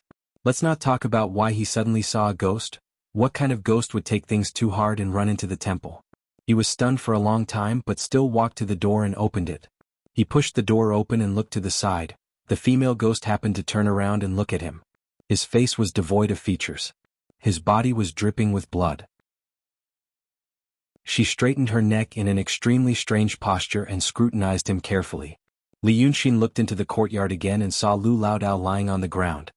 He ignored the ghost and quickly walked to Lu Laodao's side, squatted down and picked up his hand to feel his pulse. Lu Laodao was 54 this year. In this era he should be an old man with a great-grandson. If it was an ordinary person at this age they might have fallen ill and died from the shock. But fortunately, although he was a painter in the secular world, he also practiced some methods to refine qi, so his body was much better than that of ordinary people. His body was fine but he had fainted. Only then did Li Yunxin notice the oily paper package in his hand. He opened it and saw that it was beef with soy sauce. Then a strange feeling arose in his heart. Because he knew that this was probably for him. Other than his parents in this world, this was the third person who was good to him? For a moment he was a little dazed. Because of certain experiences in his previous life, Li Yunxin couldn't understand the concept of kindness very well. In this life, although he could feel it and accept it, to go one step further was indeed a little more difficult. After all, in his previous life it was, thinking of these things, his chest felt irritated and he stopped thinking about it. He held the oily paper package in his left hand and stood up, picking up a piece of beef and chewing it carefully. He raised his head and asked the ghost, "Why are you looking for me?" At this time the ghost was still lying on the window, but its neck was twisted at a strange angle, and its featureless face was still facing him. It swayed slightly as if it was looking at him repeatedly to confirm something. Li Yunxin was a little impatient. He had ways to deal with this kind of ghost, even if this one was a special kind. After death, the soul of a person would be taken away by Yanjun. The two Yama kings were powerful, and it was not difficult for them to transform into billions of people. But occasionally, under special circumstances, the ghost would temporarily not enter the cycle of reincarnation, and would linger in the world. Usually the ghost would retain the appearance of the moment before death. But if the body was taken over by something after death, the ghost would become a faceless ghost. Right now he could already use some spiritual power. Although he couldn't fully use the power of the transcendent state, as a painting Taoist, who was trained in the intent realm or emptiness realm, he was far better than the artists in the intent realm or emptiness realm in the secular world. He clasped two of his fingers together and drew a line in the air, using his spiritual power to construct a restriction. With just a slight flick of his wrist, he would be able to teach this ghost a lesson. Ghosts were not human. No matter how smart and experienced they were when they were alive, they would be muddle-headed when they became ghosts. After all, humans had a spirit when they were alive, and a part of the spirit was hidden in the physical body. Without the physical body, the spirit would be damaged and naturally a lot of the spirit would be lost. Therefore, if one wanted to communicate with these ghosts happily most of the time, he had to tame them like a beast and make them suffer before they would speak obediently. However, just as he was about to flick his fingers, Li Yunxin noticed the forehead of this faceless ghost. It was a little red. His heart skipped a beat and he remembered how Qiao Jessen died that night. She was poked on the forehead by a swordsman. Then he looked at the blood stain on her body. Wasn't it a blood stain between her stomach and abdomen? It was Qiao Jessen's ghost. It was not a random dream that day. He really saw Black Yanjun in his dream. The two Yama kings said that he seemed to be the person who killed the Sen Luo Temple 1,000 years ago, and then left in a hurry. They also said that the souls of those who were related to him were not restricted. They really were not restricted. He quickly released the simple restriction on his fingers. You are Qiao Jusin? Are you Qiao Jusin? However, after asking this question, the ghost suddenly froze. Then it suddenly raised its head and looked to the north. Then, using its hands and feet, it crawled to the back of the house at a speed that made one's hair stand on end. Li Yunxin hurriedly shouted, "Wait!" He gathered his spiritual energy and jumped up to the roof. However, there were only 3 or 4 rows of early spring vegetables behind the house, and the ghost was nowhere to be seen. Although the city at this time was big, it could not be compared to the big cities in his previous world. Recently, the weather was relatively dry and there was no pollution, so the visibility was good. In addition, because of his cultivation, his eyesight was excellent. Therefore, when he stood on the roof and turned to glance in the direction that the ghost was looking at, he found that there were sparks of fire outside the city. The fire was very weak, so it should be very far away. It was probably on the outskirts of the city where farmers lived. Someone lit a torch in such a night. Perhaps something had happened, someone died in someone's house, or someone had been robbed. Li Yunxin did not know if the fire had anything to do with the ghost's departure, so he sighed slightly and jumped down from the house. Perhaps he would come again, he thought. Chapter 37. He carried Lu Laodao into the house and settled him down. He estimated that Lu Laodao would wake up early in the morning.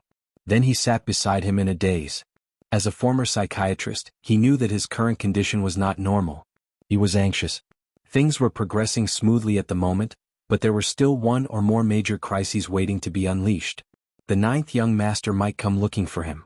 It was not a good thing. He might die. Bai Yunshin might come looking for him. It was not a good thing either. He might die. Now that Bai Yunshin had gone to look for the 9th young master, the best outcome would be 2 big demons fighting and one of them would be killed. Li Yunxin still remembered Bai Yunshin's reaction that night. It was not the reaction of someone who heard the whereabouts of an old friend. The worst outcome would be that both of them would come looking for him.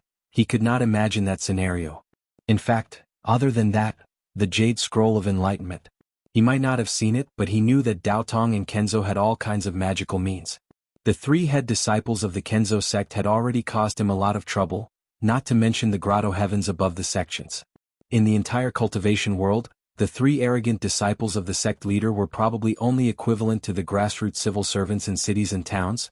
If the entire cultivation world knew that he had the Jade Scroll of Enlightenment, he would not be able to protect it if the entire cultivation world came to snatch it.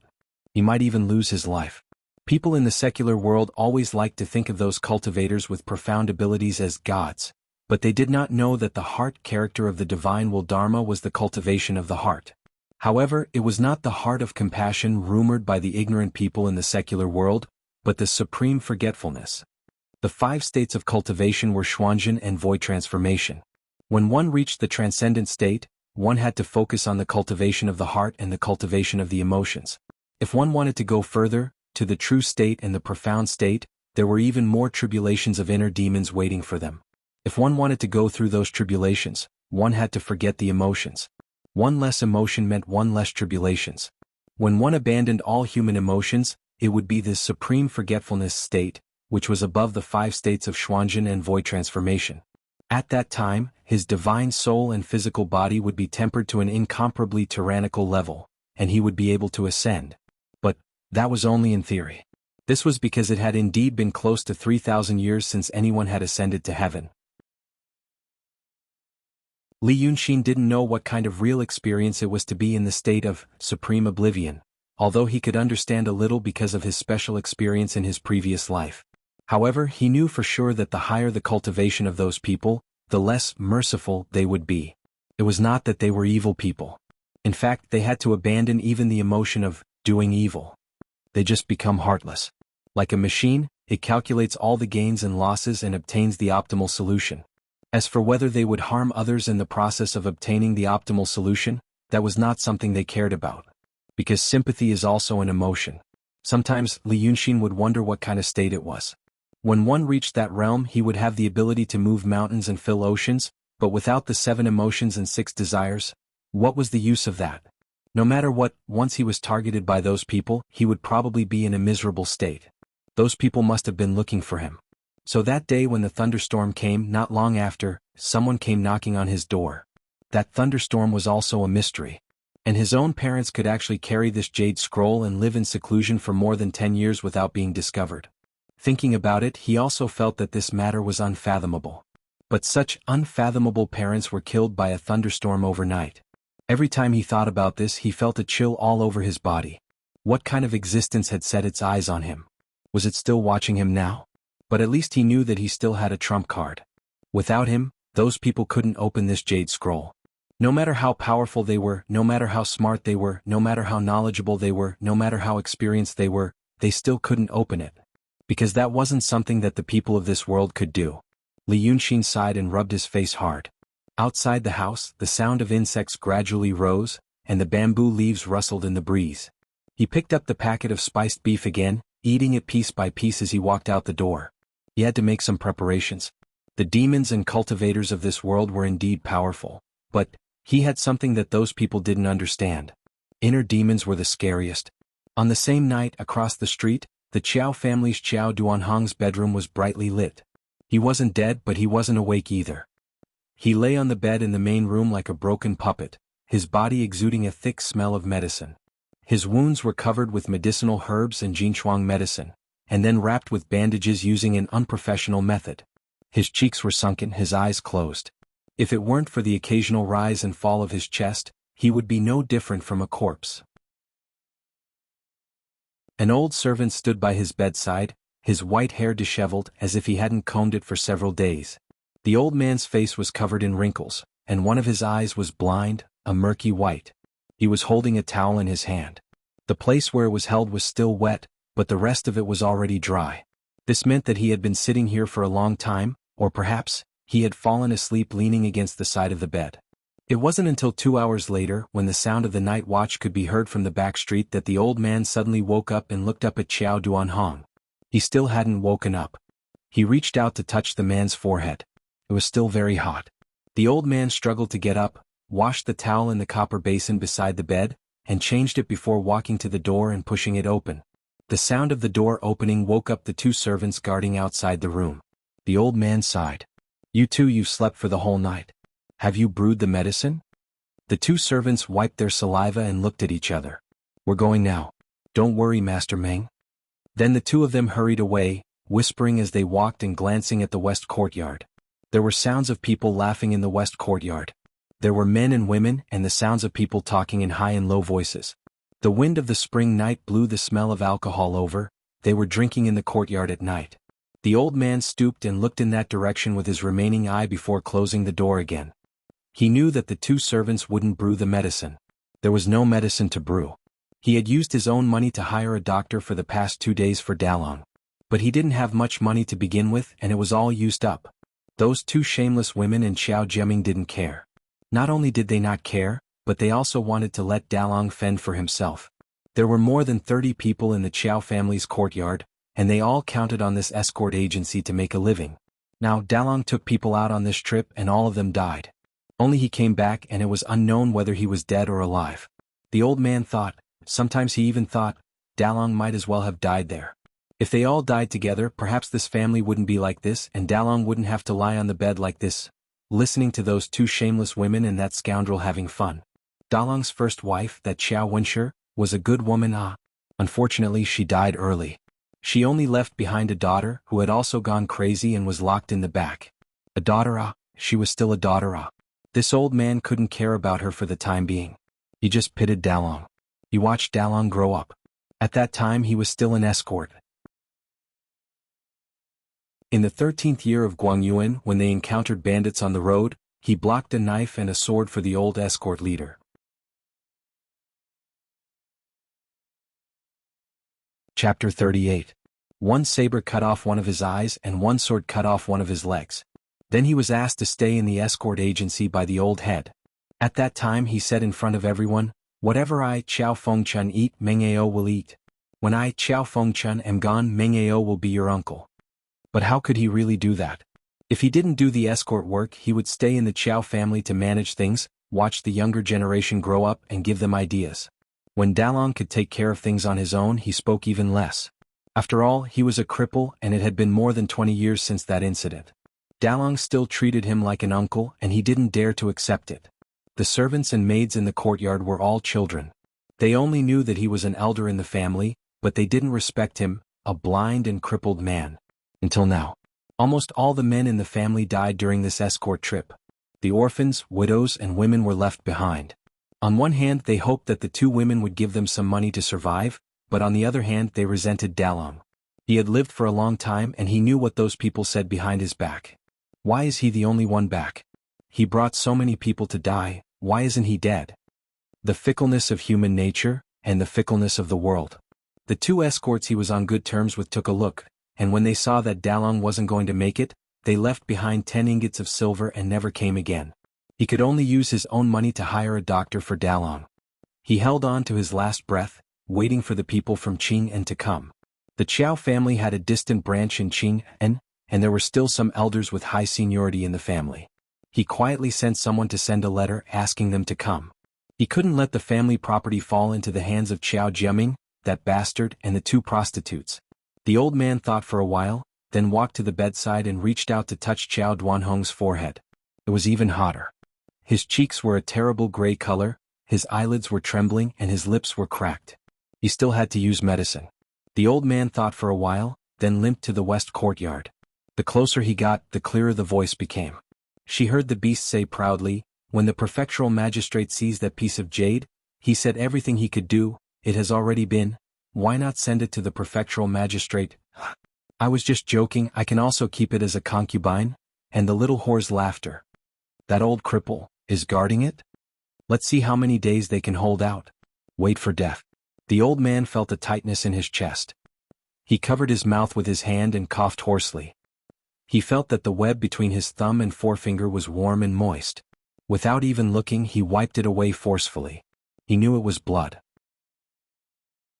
Being angered by these three beasts to the point of vomiting blood. Even if he was old, he was still old and useless. The three people inside had drunk too much and their eyes and ears were no longer useful. Therefore he coughed but did not hear it. He walked to the door but did not hear it. He pushed open the door to the courtyard, but he still couldn't hear anything. The three of them were drinking wine in a pavilion in the courtyard. At this moment, Madame Qiao's clothes were disheveled and she was lying in Qiao Jiaming's arms. The old man's vision darkened, and he reached out to hold on to the door frame. Madame Qiao was newly married the year before last. Madame Qiao had no children for 10 years, so the Qiao family had to have a descendant. Meng Ao found out that this woman had something to do with that beast a month ago, so he wanted to give Qiao Duanhong some advice after this trip. Unexpectedly, such a thing happened. At this moment he had done this dirty thing in front of Madame Qiao. Madame Qiao didn't look at them. She drank the wine slowly and lowered her head to say, "That old cripple is restless. Send a letter to Qing'an. Let's not talk about whether I can send it or not. If I send it to Qing'an, it's not as useless as that dead guy. They are both from aristocratic families in Wulin. It's said that they are the richest men in Qing'an. How can they like this place? Besides, that old cripple is old. Who will send it? Ask Wang Qi to send it." "Who is Wang Qi?" "The old cripple doesn't know that he is a distant relative of my maternal cousin." After saying this, she covered her mouth and laughed. She turned her face and saw Meng Ao at the door. But after a little surprise, she squinted, picked up the wine glass and asked lightly, "Oh, old Meng, why are you here? Is Dalong all right?" "He didn't send the letter." Meng Ao felt that his chest was more stuffy and he felt dizzy. He lowered his eyes to avoid looking at their ugly behavior, held the door and forced himself to turn around and walk back. But when he took a step, the smell of wine, meat and cosmetics in the pavilion hit him, and he felt that he couldn't suppress the fire in his heart anymore. He coughed with all his strength and spat out a mouthful of blood. Then he couldn't hold the door and fell down. When he woke up again, he found himself in Dalong's room. On the ground. It seemed that they found someone to carry him in, and then they left him alone. There were originally 9 servants. These days 4 were dismissed and only 5 were kept. A cook, 2 maids and 2 manservants. The 2 maids looked at Qiao Jiasin, and the 2 manservants looked at him. In fact, they were waiting for Dalong to die. He must have fainted not long ago. It was still dark. He looked outside the door. The 2 manservants were still guarding and the door was opened a little. The old man slowly climbed up from the ground, and panted for a while before walking to Dalong's bed. He looked worse, as if he was dead. The old man quickly reached out to touch his forehead, and found that the fever had subsided. Dalong's fever was no longer, and his forehead was cold. This reminded him of his dead son. At that time the corpse was fished out of the river, and it was the same temperature. He stared at Dalong's face for a while and then pulled the quilt. He didn't send the letter. And the magistrate? He couldn't use it. Meng Ao felt that his body was no longer stuffy or hot. He suddenly felt very comfortable, and his heart was as calm as water. He thought for a while and then turned to the door. The two manservants quickly stood up, rubbed their eyes and reached out to stop him. "Oh, Master Meng, you are not well. First grandmother told you to rest in the room for a while, and don't go out tonight?" The old man looked at them silently for a while. The two manservants were surprised to find that his only eye was not so cloudy anymore. It became scorching hot and bright. This kind of brightness made them feel uneasy. This light should not belong to this old man. In the 3 or 4 years since they came to the Chow family, this old man had never spoken loudly. He only smiled kindly at everyone with a hunched back and a lame leg. This kind of uneasiness made them feel a subtle and ashamed anger. They pushed the old man hard and raised their voice. "Go in. I'm talking to you nicely, don't be ungrateful. This is not the Chow family with the dead man inside." The old man held the door frame and did not fall. He said hoarsely, "The escort leader is gone." The two manservants looked at each other and sneered. "Why are you worried about this? Worry about yourself." Meng Ao nodded and turned to go into the room. "Old man. His brain is not bright and he can't think straight." The manservant in the green hat turned around and shook his head. "I don't want to hurt him. Let me tell you, I have learned martial arts for a few days." Before he finished, they heard the door creak again. The two men turned their heads at the same time, and their faces were full of impatience. "I say you." Before they finished speaking, there was a whistling sound in the air. A thick, gold-threaded machete was chopping at the manservant's face. With a dong sound, the machete was embedded half a palm thick. The huge pressure caused his two eyeballs to pop out and hang on the side of his face. Then blood also spurted out. The manservant in the green hat stared at the machete, and his body could not move because of the sudden shock and fear.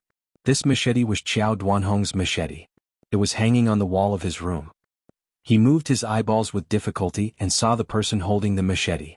It was the old cripple. But his face was as cold as iron, and there was a light in his eyes that he had never seen before. "Ayu." He uttered a few words and subconsciously reached out to grab the machete. However, a cold light flashed and there was a poochie sound. His head rolled down the steps as well. The old man put away the machete, leaned on the ground and panted tiredly for a while. Then he reached out to wipe the blood on the machete and slowly wiped it on his face and smiled. His teeth and one eye shone in the darkness. "You children. When this old man was your age I was called Man-Killer Fiend Meng Ao's."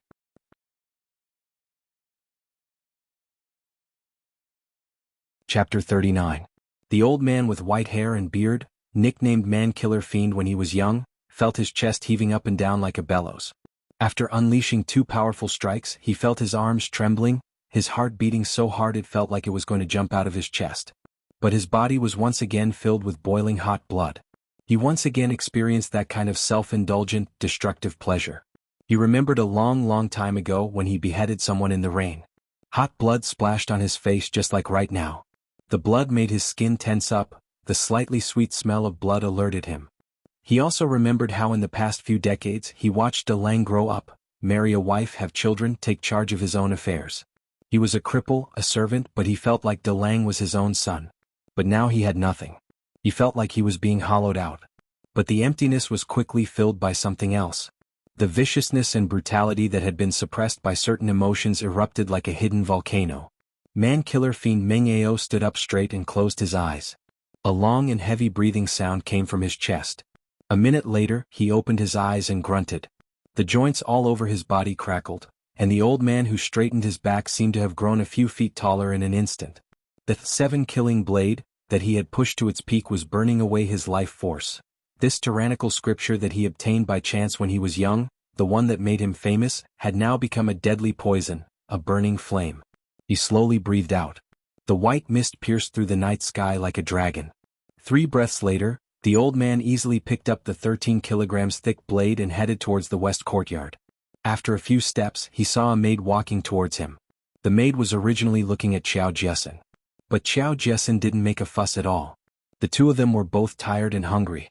So she went to the kitchen to make something to eat. But in the darkness, she could hear the sound of running water, as well as faintly see the old man's snow-white hair and beard illuminated by the moonlight. The tired maid snorted in her mind, hurriedly walked away while muttering, "Old thing, you scared me so much in the middle of the night." After another 3 steps, she could see the old man clearly. He saw the blood on the old man's face. The young maid subconsciously stopped in her tracks. She thought for a moment and was about to call out. However, the old man had already walked to her side. He did not stop, nor did he look at her. He merely raised his hand. The knife rose and the head fell. He continued to walk forward. The smell of blood permeated the spring night breeze, mingling with the fragrance of wine, meat, and cosmetics. Meng Ao walked to the door of the west courtyard and pushed it open. Lewd words and laughter attacked him again, but they could no longer beat him down. He limped towards the pavilion with a burning desire. The night wind blew. The candlelight in the pavilion flickered. The tip of the sword fell to the ground, and the metal scratched the stone floor with an ear-piercing sound. The 3 of them finally turned around. Even the slowest person could sense that there was something unusual about the old man.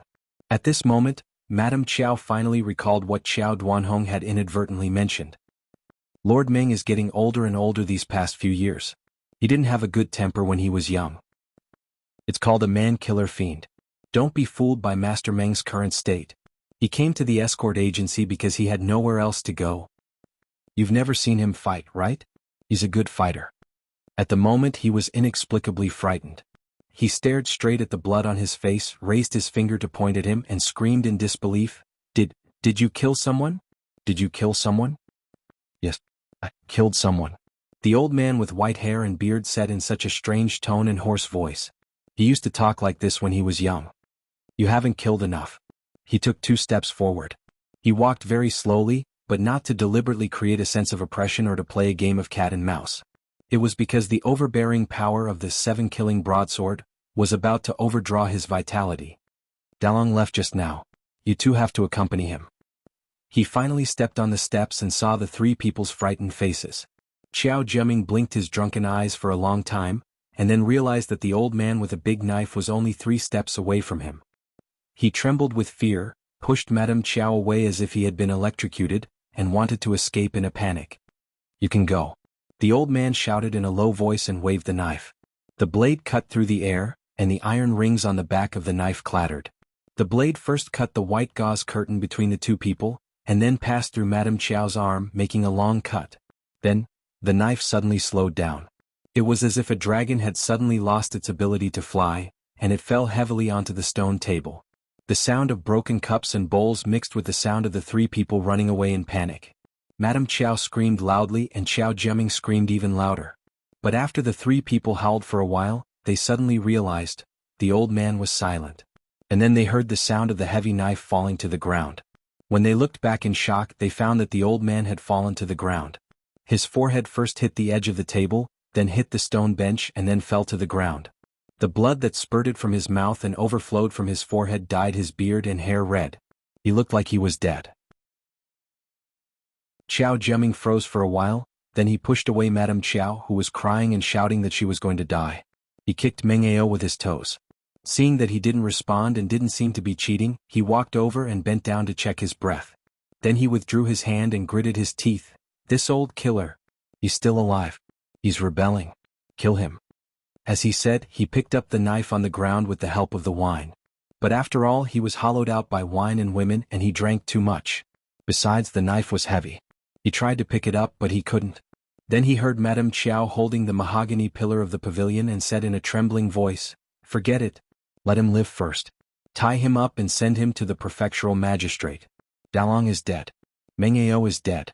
Just in time. The servant colluded with foreign bandits. Anyway, I heard that he was also a thief when he was young. Prefectural magistrately. Didn't he say he wanted to find a reason? Here he is. The old servant colluded with foreign bandits?" Xiao Jiaming widened his eyes. Who will believe such a thing?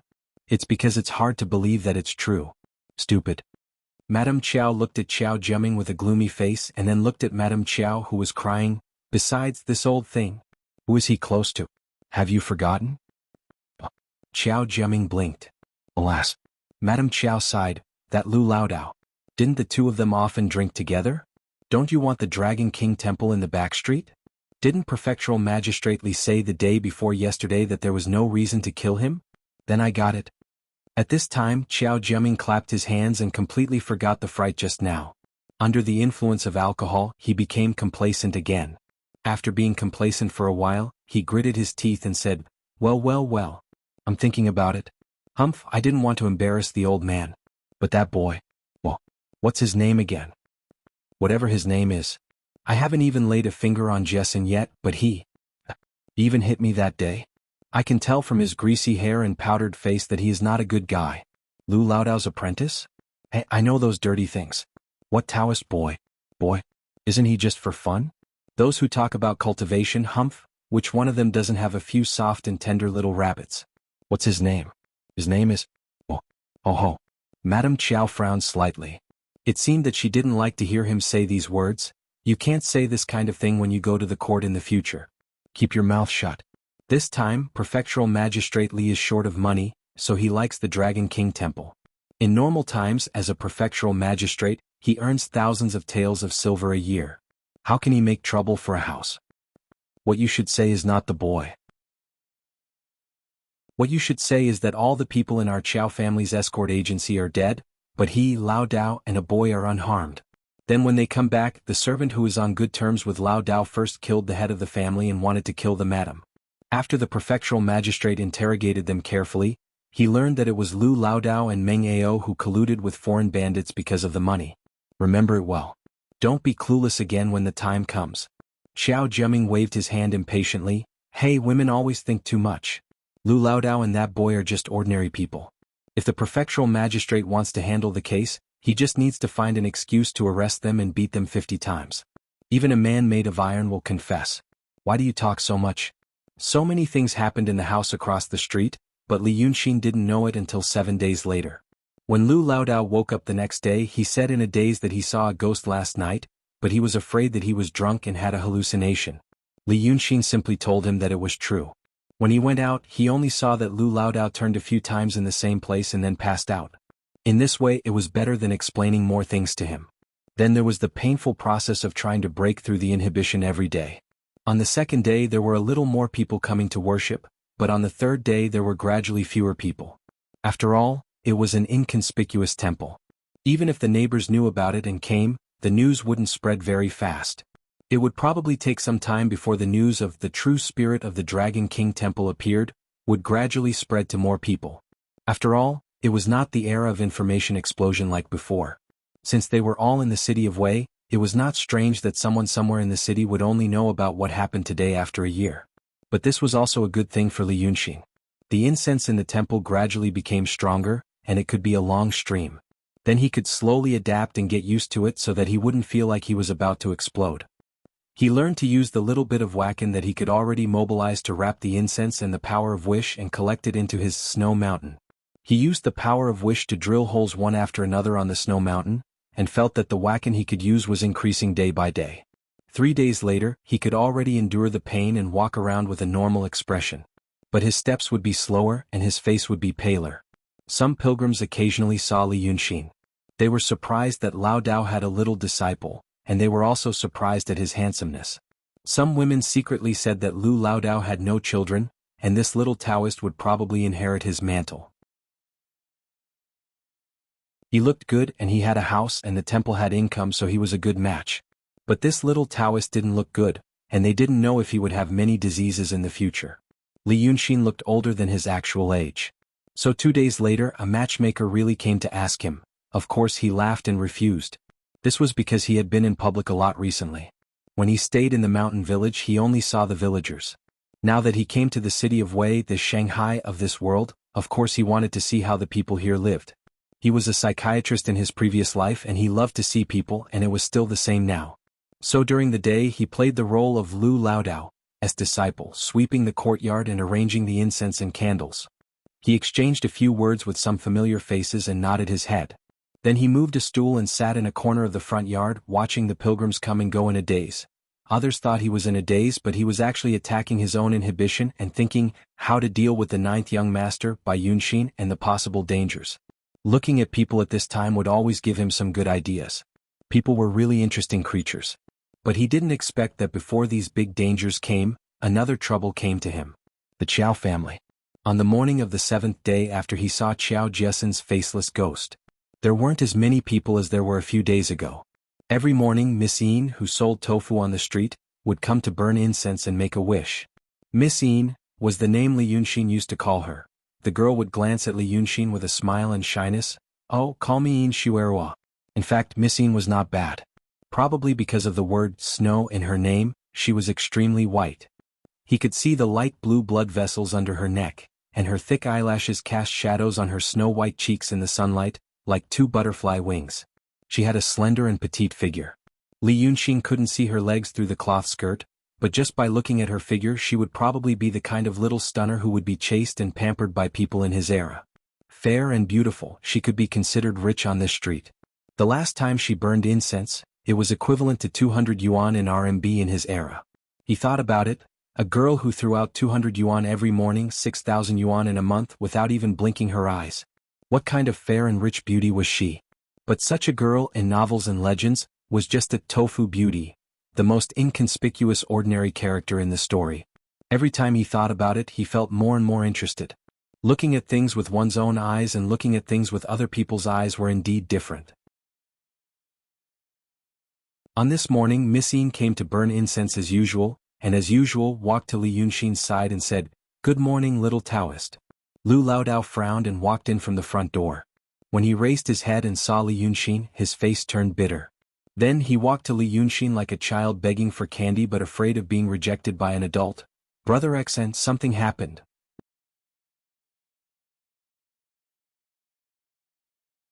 Chapter 40. Lu Laodao's life these days was quite enjoyable. The temple had an income from incense and he had more money in his pocket so he could do anything he wanted. Therefore when Li Yunxin saw him like this she knew that he wasn't trying to show off. Something had really happened. Laodao was full of worries and seemed to only have eyes for Li Yunxin. Therefore he completely ignored Miss Yin's presence and said blankly, "Brother Xen, I have an old friend who was sent to prison. The old man from the Qiao family. I heard that he's been tortured beyond recognition. Brother Xen, you're very capable, think about it." Speaking up to this point he realized that there was someone else beside him and quickly stopped. Miss Yin had already heard these words and looked at Li Yunxin with curiosity and surprise. So he wasn't Laodao's disciple? And from the sound of it, not only was he not a disciple, but he was also someone that Lu Laodao had to beg. Miss Yin thought of this but didn't continue to think about it. Instead, it was because of the subtle feelings that a little girl had for the person she liked. She coughed softly and said softly, "Don't panic, Master Dao. Did your friend take it for the authorities? Since he's from the Qiao family, he must have been taken by our Nanhe prefecture in this city. My uncle works in the prefecture. Although he's only a constable, he has some say. If it's not a big deal." The old Taoist sighed, "Ai, Miss Yin? Thank you, Miss Yin. It's not a small matter. The main family accused him of murder and wanted to kill the matriarch. They said that the prefectural magistrate was furious and personally ordered someone to take it. I went to see the Qiao family but they didn't open the door. I heard that 3 people were killed. Why would old Meng do this? I don't believe it, Sai." Miss Yin raised her hand to cover her mouth and softly said, "Ah." She wanted to say, "Master Dao, how could you have such a cruel friend?" But she looked at Li Yunxin and didn't say it. Finally she said regretfully, "Ah, it's the prefectural magistrate." Laodao frowned and cupped his hands at her. She curtsied as well. Actually, Laodao wanted to say, "Ah, thank you, but we still have something to talk about. Please take care, I won't see you out." Who would have thought that this young lady would politely return the salute, but she did not leave. She only looked at Li Yunxin. She is curious why Laodao doesn't care about people like her uncle, but asks Brother Xan to think of a way. Who is Brother Xan? What could he do? Could he be the young master of a noble family? But why would he stay in this small temple? However, Li Yunxin understood why this girl was so free and rich. The city of Wei, in his previous world it was probably a municipality. The division of the 4 mansions in the city of Wei was roughly equivalent to the prefecture-level cities where he came from. Miss Yin's uncle was a constable in Nanhe Prefecture, and could be considered the director of the Public Security Bureau of a prefecture-level city. He was a person who could summon wind and rain in every city, Even if all the power was actually in the hands of the chief officer, he could still be considered as a senior government official in the hearts of the people. The constable of her uncle and the constable of Constable Xing were two completely different concepts. Li Yunxin slightly frowned and thought for a while. He raised his head, looked at Miss Yin, and then looked at Lu Laodao and gently shook his head. Things are not right. The old servant killed the mistress of the house, and had already killed 3 servants. No matter in which country or era, it should be regarded as a sensational event. However, even Miss Yin, a fair, rich and beautiful girl who loved to wander around and chat, only knew about it at this time. It could be seen that this matter was previously kept a secret. Even a slow-witted person would think that the Qiao family, the murder, Lu Laodao, and the old servant were probably not right when these factors were linked together. Not to mention a person like Li Yunxin. It took him 5 seconds to sort out his thoughts, and another 15 seconds to deduce the ins and outs of the matter. In the end, the truth of the matter had already become one of the possibilities that he had sorted out. There were many clues to follow. For example, the words that person said when he first met Xiao Jiaming. The purpose was to slander him and ruin his cousin's reputation. In such an era where cousins were a match made in heaven, it was obvious what he was planning.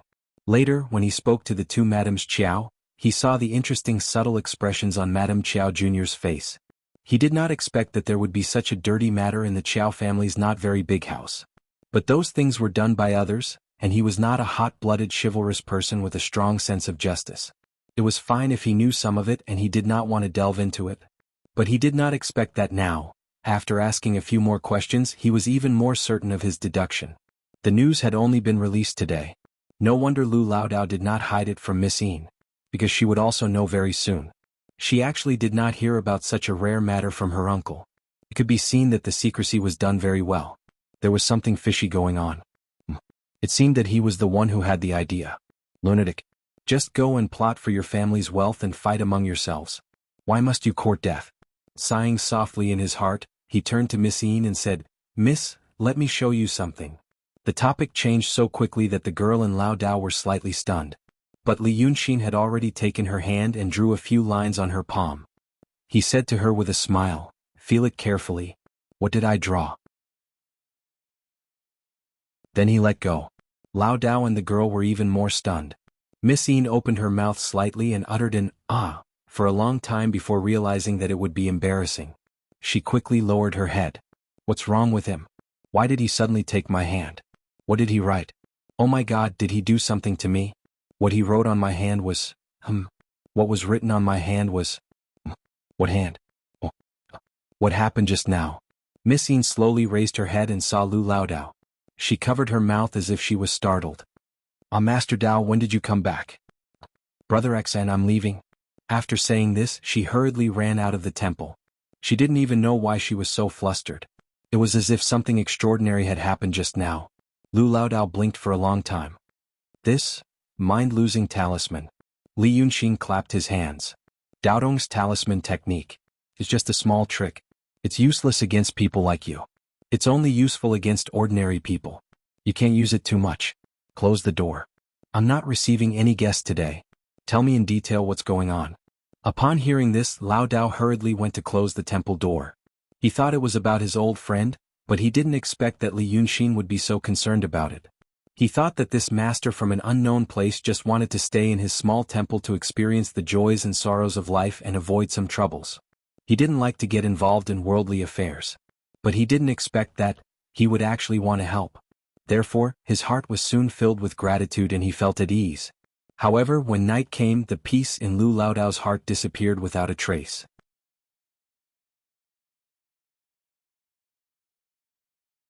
Chapter 41. As soon as the sky turned dark, Li Yunxin went out. He said he was going to the Qiao family to find out what was going on. Just as old Master Lu was about to tell him that there was no one in the Qiao family, he saw him standing on the bluestone slabs on the side street. Seeing that there was no one around, he tiptoed and jumped over the 10-feet-high wall. Lu Laodao realized that this master was not only skilled, but also skilled in martial arts. He thought that he was getting old. Why didn't he think of eavesdropping? After half an hour, Li Yunxin came back. It was hard to infer his emotions from his face. So Lu Laodao asked nervously, Brother Xn, what should we do about this? Li Yunxin poured himself a cup of tea and said, From a legal point of view, your friend was not wronged. He killed someone and wanted to kill the mistress. Lu Laodao's eyes widened, his white beard trembled slightly. What should I say? He's an old cripple. His name is Meng Ao and he used to have a nickname called Killer Ghost. Do you know this? Oh, you don't know. But it doesn't matter. But from a moral point of view it's still quite wrong. It's because the Qiao family committed adultery, murdered their husband and plotted for the family property. Li Yunxin curled his lips. Psycho, he even wants this place. He wants this courtyard. Lu Laodao again. Obviously he couldn't accept such a thing at once. A month ago the Qiao family was still prosperous and Xiao Duanhong was still polite. But now even he was targeted. Then this old Meng is righteous. Yes. Li Yunxin put down the teacup and stood up. I'll go to the magistrate's place. Tell me how to get there. Brother Xian wants to. Sai, you can't reason with them. You said that the magistrate is also greedy. This. I'm not going to reason. I'm going to take a look. If there's a way I'll use it. There was no other way. Yep, there was still a way. He returned 2 hours later. I also want to eat spiced beef tonight. I heard from Madame Qiao that a few more cows came to Munanju and some of them died. This was strange. How many have died in this period of time? Give me some other dishes but don't ask for organs. No ginger. It was Li Yunxin's first long trip since he came to the city of Wei for more than 10 days. In the past, when he was living in the mountain village, he had not seen much of the world. Now that he was in the city, he greedily paid attention to every detail. Because he knew that this world was not the ordinary one he knew. It was not referring to the Taoist techniques of immortals. Instead, it was possible that a long time ago, there was once a person with enough influence to try to change this world.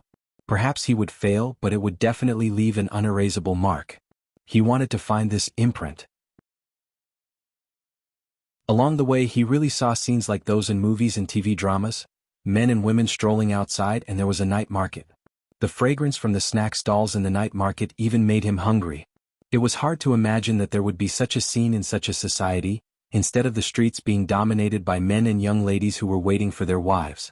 This world was more enlightened and open than he thought. It was about 8 o'clock in the evening when he saw the magistrate's office from afar. There were few people on the street at 8 o'clock in the evening in this world. There was a river in front of the magistrate's office. It was the Green Willow River. It was relatively wide and could accommodate 3 gaily painted pleasure boats side by side. The riverside was built with bluestone slabs and planted with green willows. At this time the willows sprouted and it was misty green like smoke clouds. There was a white stone bridge on the street leading to the magistrate's office. It was built majestically and could accommodate 2 carriages side by side. On the other side of the bridge, Li Yunxin saw from a distance that there were many people walking on the street in front of the magistrate's office at the other end of the bridge. He felt a little strange, but he didn't take it seriously. After all, he hadn't fully understood the customs of this world. Maybe they were petitioning? It was good to have more people. There were about 70 or 80 people on the street at a rough estimate. He planned to walk into the crowd and take a look at the terrain before deciding which side to sneak in from. So he crossed the bridge. He walked 3 steps down the bridge. Just as the tip of his foot was about to step on the street, he stopped. Because these people, they didn't seem to be people. When he walked a few steps down the bridge, he saw a person turn out from a small street on the west side. He was wearing a light shirt and a small hat. He looked like someone from a rich family who came out to buy something in the evening. Perhaps the owner of the house was interested and wanted to try some street food. The young servant saw Li Yunxin after he came out and glanced in his direction. Then he turned his face away, hummed a little tune and walked away briskly. Then the people on the street began to move. With extremely light and swift footsteps, they surrounded him as if they were escorting him. But they weren't escorting him. They were sniffing him, looking at him and examining him. However, the servant didn't realize that he was surrounded by a group of people. When he passed by Li Yunxin, he even smiled at him. It wasn't until he walked out of the street and out of the area of the magistrate's office that the people surrounding him walked away. At this time, there were already 5 or 6 people standing in front of Li Yunxin. People without facial features. They stretched their necks and attentively looked at him. They were faceless ghosts. Li Yunxin gasped. When they died, their bodies would be occupied and they would become faceless ghosts. There were 70 or 80 ghosts on the street in front of the magistrate's office. Maybe there were ghosts everywhere. How could there be so many of them? Not to mention the magistrate's office. Even ordinary rich families would pay attention to feng shui when they built their houses. With so many ghosts gathered on the street, ordinary people would feel something was wrong when they walked past. Maybe it was gloomy or cold. But now, all these things were gathered here. Li Yunxin realized that maybe one or a few people in the magistrate's office knew about this. There were Daotong and Kenzo schools stationed in this city. They should also know about it. This should be some kind of formation. He frowned slightly and didn't step into the street. Instead, he just walked along the willow tree by the river for a while, feeling the extremely subtle fluctuations of Reiki. Some kind of Yin spirit formation. Something involving Yin spirits might not necessarily be evil. But a magistrate's office was already rare in the secular world. Why would such a thing be set up? He originally planned to sneak in and see what the magistrate said. But at this time he dispelled the idea. If he used Reiki in such a formation, he might be discovered. Whether he was discovered by Daotong or Kenzo, it was not a good thing. After thinking for a long time, the servant who had walked past before came back. He still walked on the same street. But this time the Yin spirits didn't follow him.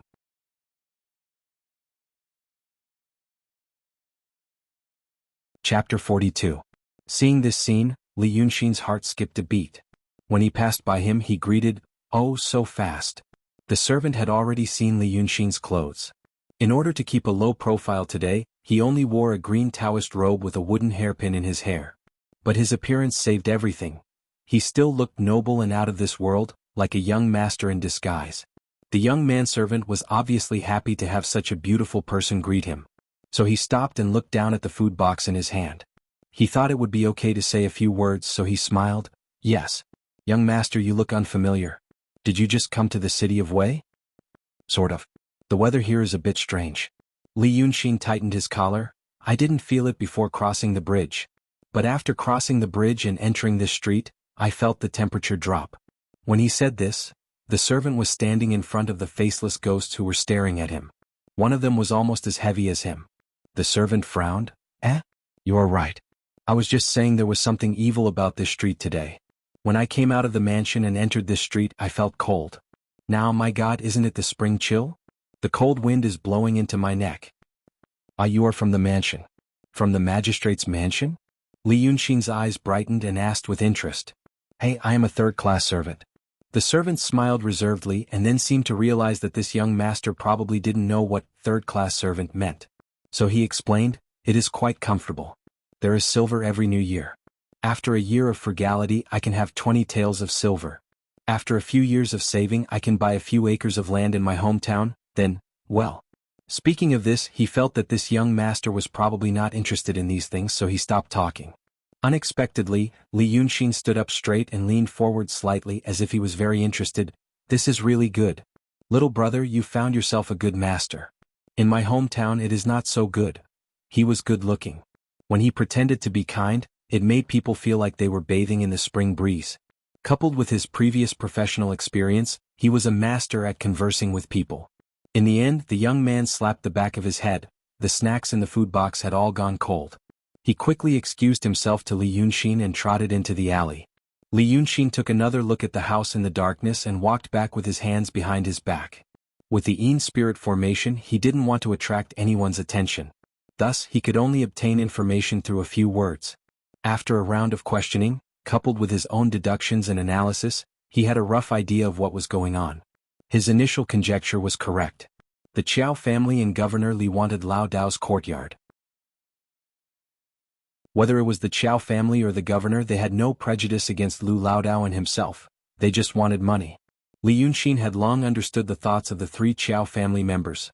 Laodao's real estate was indeed a huge fortune for them. Besides, the old man had no children. He was just a strange young man, so he didn't take him seriously. As for Governor Li, at first he didn't understand why such an official would give up so many ways to make money, but had to take the risk of arousing public resentment and tarnishing his own reputation to conspire for a real estate under his rule. At this time he roughly figured it out. Governor Li seemed to have offended someone. A very powerful person, a person who could threaten his life. Prefectural Magistrate Li spent all his wealth and begged the masters of Taoism and sword sect in the city of Wei to make such a nether spirit formation to protect his house. The manservant named Zhe also felt that the street was chilly tonight. It could be seen that this big formation was indeed newly built. Governor Li was short of money, and he was not an upright official. The Qiao family gave her a good thing and bullied a destitute old Taoist. Li Yunxin felt that she would probably do this if she was in the position of prefectural magistrate Li. Thinking of this, he let out a sigh of relief. Originally, he was so concerned because he was afraid that there were other secrets. For example, he was targeted by someone. Now it seemed that he was just unlucky to be involved in it. Well, it couldn't be said like this. Maybe it was someone else who was unlucky. He walked all the way back to the temple and his thoughts were almost sorted out. He pushed the door closed and went into the backyard. When he entered the main room, he found that the table was already filled with food. Thin slices of beef with soy sauce were placed in the center. The meat was almost transparent, and the sauce on the meat was soft and fragrant. Around it was a plate of crispy peanuts, which were yellow and plump, a plate of stir-fried pork with jade-colored hibiscus slices and red and green peppers, a plate of spicy chicken with bamboo shoots. The chicken was cooked in the pot and then it was scooped up when it was tender. It was served with bamboo shoots picked in the spring morning, which was fragrant and sweet. Next to the 4 dishes, there was a small silver wine pot. Li Yunxin was happy at first sight. Wasn't this the one that Lu Laodao treasured the most? Usually he was afraid of knocking it out when he took it out. This Laodao really doted on his old friend. Li Yunxin sat at the table and picked up a few peanuts with his chopsticks. The more he chewed, the more fragrant it became. Then he picked up a piece of bamboo shoots to eat. When his mouth had a little taste, he went to eat the beef with soy sauce.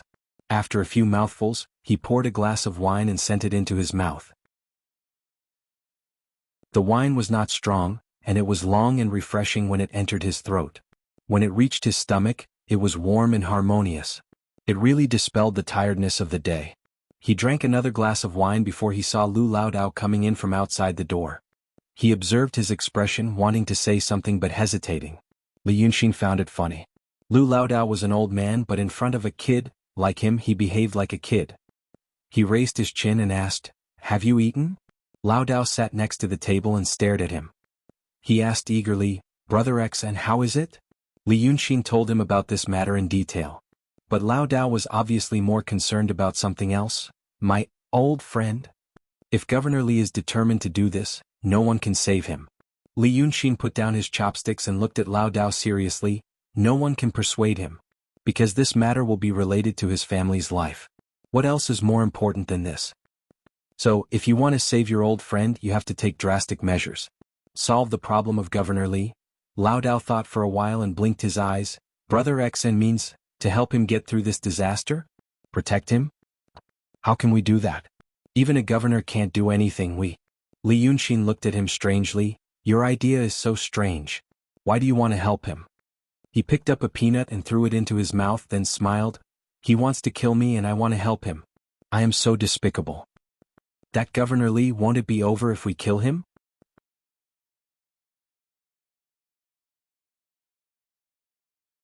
Chapter 43. As soon as he said this, Laodao tried to cover his mouth. But he didn't make a fool of himself. He just bowed and sat down again. But he still lowered his voice. "Brother X, and alas, how can you say that? The prefectural magistrate is such a big figure. He's the father and mother in the city of Wei. Even in the imperial court of the Daqing state, how many officials are there? Brother Xan, don't mention this again. If anything happens to prefectural magistrate, Brother Xan, you also don't want to. I don't want to be noticed." Li Yunxin poured a glass of wine for Laodao and shook his head with a smile. "But I won't be happy if this thing goes on. The best result is that we move out of this house and find another place to live. Then my mind won't be clear. I don't bully people, but I don't want to be bullied. I'm standing here, but you came and kicked me. What's the meaning of this?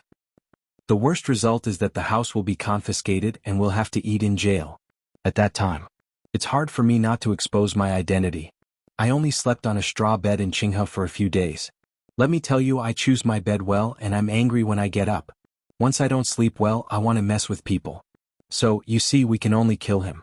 He's just a prefectural magistrate of the Daqing state. What's so great about him?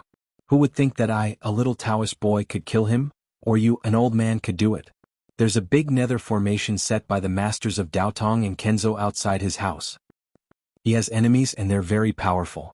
Once he's dead, people will think it's done by his enemies and it's none of my business. At that time we'll deal with the Qiao family and they won't make trouble anymore. Who will remember the Hongfu escort agency? If your old friend is still lucky, he can also get out of trouble. What are you waiting for? Drink the wine and think about it. Am I talking about Li Jufu? Lao Dao didn't know who Li Jufu was. But after thinking about it, although he felt that Li Yunxin's analysis was reasonable, he still felt that something was wrong. After drinking the wine, he smacked his lips and realized the problem. But Brother Xian, how did you, kill him? Lao Dao still didn't say those treasonous words out loud. Brother Xian also said that he has the protection of the array. You didn't dare to use any tricks tonight because you were afraid of being discovered. If he used ordinary methods, there would always be traces to follow. The coroner won't just sit around and do nothing. When the time comes, he'll find out that we're the culprits. Besides, there are also people from the Daotong Kenzo. I'm not sure what divine abilities they have. Li Yunxin drained the remaining wine in the pot, drank it in one gulp and stood up. He didn't know if it was an illusion, but Lu Laodao felt that his face was glowing with a strange light. Even, it could be considered as demonic.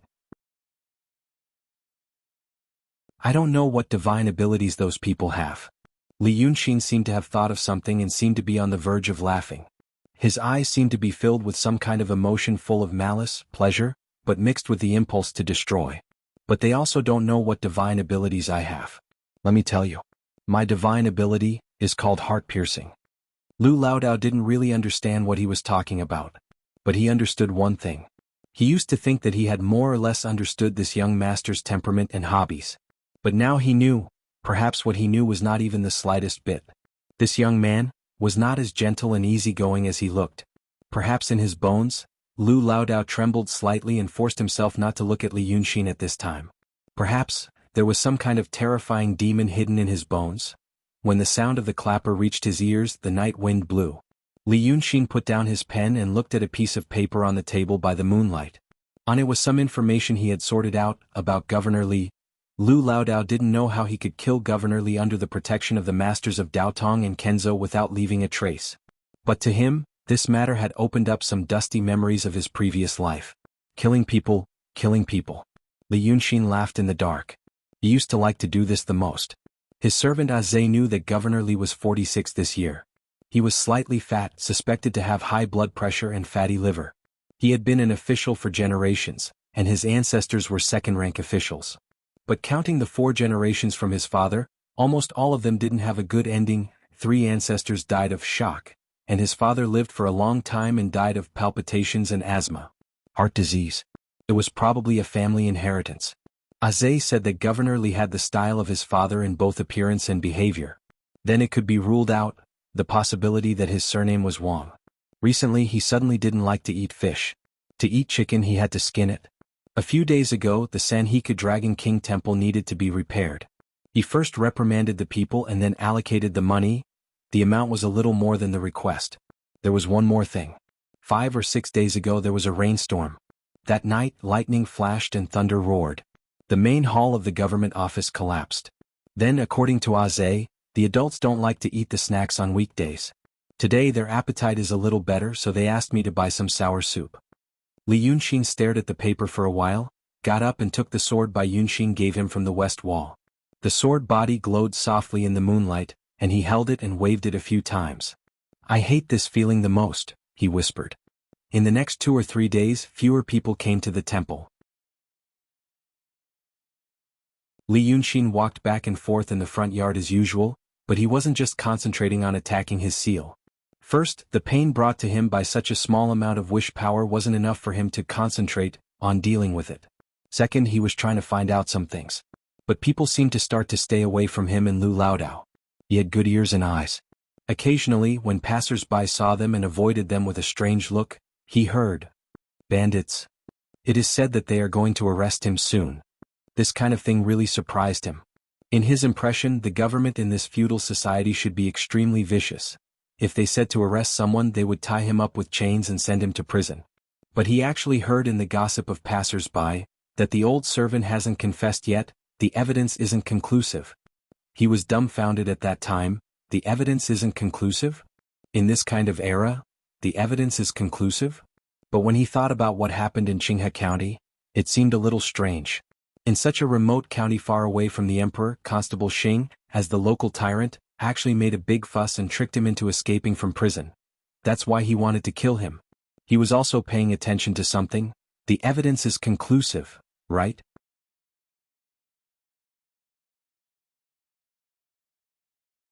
Chapter 44. If these things made Li Yunxin feel inconceivable, then a word from Qiao Jiaming's mouth that afternoon really surprised him. Lu Laodao was very depressed these days. He probably felt that he had to leave a way out for Li Yunxin, so he ran around with a thick face. But when it came to this kind of thing, the prefectural magistrate personally intervened. Those few friends, who were just acquaintances, were afraid to avoid it, and no one paid attention to him. Lao Dao was like a fish on the chopping board. He knew that the knife was going to fall, but he couldn't do anything. In the afternoon, when Qiao Jiaming strolled to the door of the temple with cruel and proud magic, Lao Dao already had a mouth full of blisters. He asked Li Yunxin indirectly how the method was going. Li Yunxin just smiled and sorted out the clues he got today in his mind. At this time he heard a strange laugh. "Oh, I say, you two are still free?" Qiao Jiaming poked his head into the temple door and looked left and right. Seeing that there were no pilgrims at this time, he leaned on the door frame with satisfaction. "If I were you, I wouldn't be so generous. I would have surrendered long ago. Maybe the prefectural magistrate would be soft-hearted and sentence me to exile instead of beheading, then I could live a few more days." Li Yunxin put his hands in his sleeves, walked to him and stood still. He nodded slightly. "Thank you for your concern. Are you here to offer incense? For money or to get rid of disasters?" Qiao Jiaming tilted his head and looked at him, feeling very unhappy. This kid didn't have any fear at all. He changed his face and approached Li Yunxin, saying fiercely, "Don't be silly, kid. Do you think you still have a way to live? Let me tell you, it's me who used money. I want you to die. You and that old thing, neither of you can live."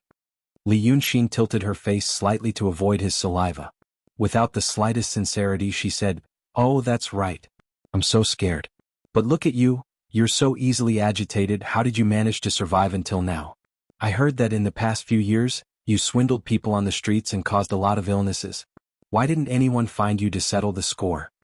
Qiao Jiaming's face darkened and he wanted to curse out loud. But on second thought he was going to die in a few days anyway, so he suppressed his anger and smiled. "Hey, you're worried about me? Back then, Grandpa." Unfortunately, he was still no match for Li Yunxin when it came to arguing. After talking back and forth for nearly half an hour, Qiao Jiaming finally couldn't hold back and wanted to make a move. But when he thought of Li Yunxin's methods last time, he didn't dare to make a move. At this time he regretted coming here. He had a belly full of evil fire, but he couldn't vent it. He had no choice but to spit a few times at the entrance of the temple. He spat until his mouth was dry and his tongue was dry. Only then did he bitterly say to himself, "Just you wait, spit. You're such a high-ranking official, humph. Why do you have to talk about procedural justice? Bah, what the hell is that?" After he left, Lu Laodao looked at Li Yunxin dumbfoundedly. "Brother X and you." It was the first time to see Li Yunxin like this, quarreling with a hooligan. He was really like a young man who didn't have any schemes and was annoyed. But Li Yunxin had calmed down again. He closed his eyes and thought for a while, then smiled at him. Somehow, Lu Laodao suddenly felt that from his smile, he saw some cruel meaning. He really didn't know if it was his illusion. In fact, Li Yunxin was reading a word in his mind: procedural justice. How could this word appear in this world? That senior was more interesting than he originally thought. How much did he change the world? Governor Li wanted to make the case an ironclad case of procedural justice. But he probably had a guilty conscience. After releasing the news, he didn't make it public. Li Yunxin even thought that this news was released by the idiot Qiao Jiaming, just to see him and Lu Laodao in a panic these days. Unfortunately, he was disappointed. And in Qiao Jiaming's view, Li Yunxin finally couldn't sit still after holding on for a few rounds that afternoon. That Li Yunxin and Lu Laodao also began to walk the streets and alleys, asking everywhere. Qiao Jiaming asked and learned that the fool was asking about his past. He used to. Well, there were some things that were not right. However, when it came to treating illnesses, it couldn't be said that it could only cure the patient and not kill the patient, right? In any case, he had read some medical books and learned a little bit about it. Treating those poor people who looked down on proper doctors. Well, they might have used the wrong medicine or charged the wrong amount of money. Who hasn't made a mistake at one time or another? Anyway, if you got sick and couldn't see a doctor, you would die. No one had ever heard of a doctor from a medical center who didn't die, right? Did that guy want to use this as an excuse? Bah. Governor Li was determined to get that house, so he wouldn't care about him. And he also heard that this guy went to find someone from Governor Li's mansion. He was a bit smart and knew how to ask for help. But who would care about the few silver coins in his and Lu Laodao's hands? Qiao Jiaming was more and more happy. He even hoped that the day when Li Yunxin and Lu Laodao came to the magistrate's office would be delayed. It would be interesting to see them like headless flies now. Originally they said that they might have met a noble like Yu Meng. But now it seemed that young Master Yu was just interested in them. He had long forgotten them. Just like this, another 3 days passed. That afternoon, in the spacious backyard of the magistrate's office, Governor Li was drinking tea. Governor Li's real name was Li Yaoxi. He was a kind and compassionate person with a broad heart. Li Yaoxi had been an official for more than 20 years, and he always had a reputation of being impartial and strict in the officialdom. The cases that went through his hands were all impeccable, the evidence was conclusive and the process was reasonable. Even if the Iron Judge of Jinghua came, he wouldn't be able to find any fault. In fact, according to his compassionate character, the old servant was already old, and he confessed, so he should quickly close the case and give him a quick death, so that he wouldn't have to suffer. Who knew that the old servant was a hard nut to crack? Both of his legs had been crippled, but he still didn't want to let go. Ordinarily, it would have been better to free him earlier and make up a statement. But the Iron Judge was going to patrol the city of Wei soon, so he had to be more careful. Thinking of this, he felt annoyed. In fact, he shouldn't be so annoyed. His chest was beating rapidly and he was flustered. Everything he saw made him feel annoyed and anxious, but he couldn't tell what was wrong. His usually quick-witted servant, Zhe, was not pleasing to his eyes these days. Speaking of filial piety, he did have it. But these days he always did bad things. A few days ago, he said that he found a piece of wood left from the last lightning strike in the yard. He said it was lightning-struck wood, which could ward off evil spirits, and presented it like a treasure. But when he thought of what happened that night, he felt his heart beating rapidly, so he scolded him immediately. In the afternoon he said that he saw the master was annoyed, so he told me some anecdotes, and told him about the Dragon King Temple at the mouth of the Sanjiankou, and was scolded again. Later he became timid and aggrieved and stopped talking. But his expression, appearance and walking posture. He reprimanded him again. Something was wrong. Something was wrong, but he just couldn't tell. Li Yaoxi put the teacup in his hand heavily on the table, and felt that it was time to end this case. Maybe because of this case, he always felt uncomfortable.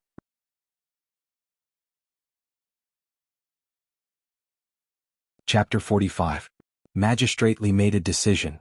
Being reprimanded by him, Zhe felt bad. Once he felt bad, he thought of that young master. In the past few days he became good friends with that young master. That young master Li should be a rich and idle person, and a very gentle and kind one at that. After meeting him that night, he met him again the next day. He thought that the young master would be proud of his identity and not talk to a servant like him. Unexpectedly, the young master greeted him warmly, which made him feel touched for a long time. But talking to this young master Li made him feel really comfortable. It was obviously just a casual chat, just polite words, but when it came from his mouth, it seemed to have a rhythmic charm. It made him feel as if his heart was soaked in warm water. For so many years he had never had this kind of experience. So he opened his heart and told him all his troubles. He told him about his troubles and the trivial things of daily life. What the young master ate, what he drank, what he used today, he told him everything. Forget it, he was embarrassed, saying that he was not talking about these things, that he was not interested. But that young master only smiled warmly and shook his head, saying that between friends, it was not about these trivial things. Between friends? Young Master Li regarded him as a friend. With such feelings, Zhe went out of the small door from the backyard, turned into a small alley, and saw that young Master Li standing under a willow tree. He held a folding fan in his hand, gently patting it in his palm. The fan and palm made a sound as if knocking on Zhe's heart. As he listened, his footsteps unconsciously synchronized with the knocking sound. He didn't even realize it. Recently he had to see each other every day right here, under this willow tree, the two of them.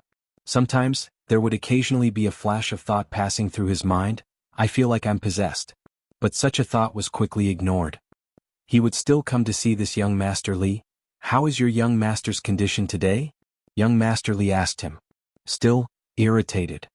Zhe said, recently the young master is irritated when he sees me. There was some grievance in his words. After feeling wronged for a while, he raised his head. Young master, do you have anything to teach me? Young Master Li Yunxin smiled. He lowered his voice slightly. When you go back today, tell your lord when he's having his meal. Tell him, are you satisfied with the taste? Sometimes, Zhe felt that some of young Master Li's words were a bit strange. However, he just couldn't tell what was strange about it. What was even stranger was that he had only said it once and he had already learned it. When he learned to speak to adults, he could not help saying the same thing. But she always thought, young Master Li was such a beautiful man. She sounded like him, so it must be a good thing.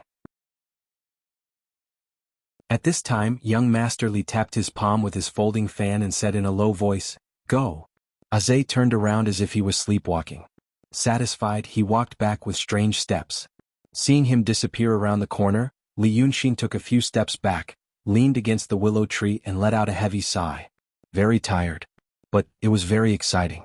Trying to do this for the first time, to hint and guide a person and then through him, to do what he should have done himself, was like controlling a puppet's arm through some kind of remote control, and through the puppet's arm he manipulated another person to complete a meticulously crafted painting. He wanted to try this kind of thing in his previous life, but he never had such a good opportunity. This time, it was the servant who delivered himself to him. And the people of this era, the mental defense was really like a blank piece of paper. They had never experienced such a rich and complicated information bombardment. Even if he was an evil person, from the perspective of the field he was proficient in, his mind was as pure as a blank piece of paper. And after these days of thinking, Li Yunxin finally knew what the governor was guarding against. It was said that the magistrate had been struck by lightning on a thunderstorm night. Most of the main hall collapsed, and 2 beautiful concubines of the governor died. But the strange thing about this matter was, even if someone was in the main hall, it should be Lord Li. What were the 2 concubines doing in the main hall at night? When he asked Aze, he knew what was strange. It was said that that night in the main hall he heard a voice. It seemed to be a young man laughing. He also said that the rain had stopped and he went to the main hall to see. There was blood. There were embers in the half that had not collapsed. It seemed that someone had made a fire. After that night, Lord Li went to the residences of the Shangqing Danding sect and the Lingshu sword sect in the city of Wei. The masters there had never cared about worldly affairs. But Lord Li persuaded them. Not only did he persuade them, but he also sent someone to have a look and perform a spell. Lord Li, on the other hand, was alive. Everything could be explained now. That person. Then that Governor Li was almost exposed in front of him. In the most recent 5 days it had been a long time. Li Yunxin breathed a sigh of relief and turned to look at the scenery in the distance. The weather was good today, but the willow catkins began to float. His nose was a little itchy. So he waved the folding fan in front of him, with one hand behind his back and the other gently fanning, and walked along the road. There was a tailor's shop on this road. Lu Laodao was naturally not familiar with these things, and Li Yunxin didn't know much about the materials. It was Miss Yin who picked his eyes. That girl was stubborn. When everyone looked at the 2 people living in the temple with strange eyes, she ran into the door and asked Li Yunxin with a straight face if he had an affair with Miss Qiao. Li Yunxin didn't have the mood to care about her little girl's worries. He just said a few words and left impatiently. Who knew that Miss Yin would feel that she was the one who had hurt Brother Xian's heart with her question. So she became their firm supporter. This was also a good thing. So he left this matter to her to handle. Li Yunxin walked to the door of the shop, and Miss Yin was already waiting there. He didn't know if all the girls in the city of Wei were so bold. After these days, Miss Yin was not stingy to express her love for Li Yunxin. Now when she saw Li Yunxin waving the folding fan and walking in the spring breeze, she felt that her heart was about to melt. These past few days her heart had been pounding especially hard. Miss Yin's family was considered well off, so she could read. Since she could read, she liked to read like a man. She didn't read classics and history but only read legends. The love stories of the chivalrous men and young ladies in the legends had long taken root in her heart. Now that she was sure that Brother Xian was wronged and involved in a lawsuit for no reason, and her uncle didn't care, she felt that she had really become the heroine of a legend. When she looked at her Brother Xian again, she only felt that the day of separation was getting closer. Maybe it would be like what the legend said, after many years, both of them would have gray hair at the temples before they could hold hands and look into each other's eyes. She felt even sadder. She thought that Brother Xian probably thought the same. That's why he asked her to find a shop to make a greenish-gray inner shirt for him. Not only greenish-gray but also fish scale patterns. She went to so many shops but only found it in this one. Now she was holding the shirt, watching Li Yunxin walking over. Somehow, she felt a little sour in her nose and her eyes turned red.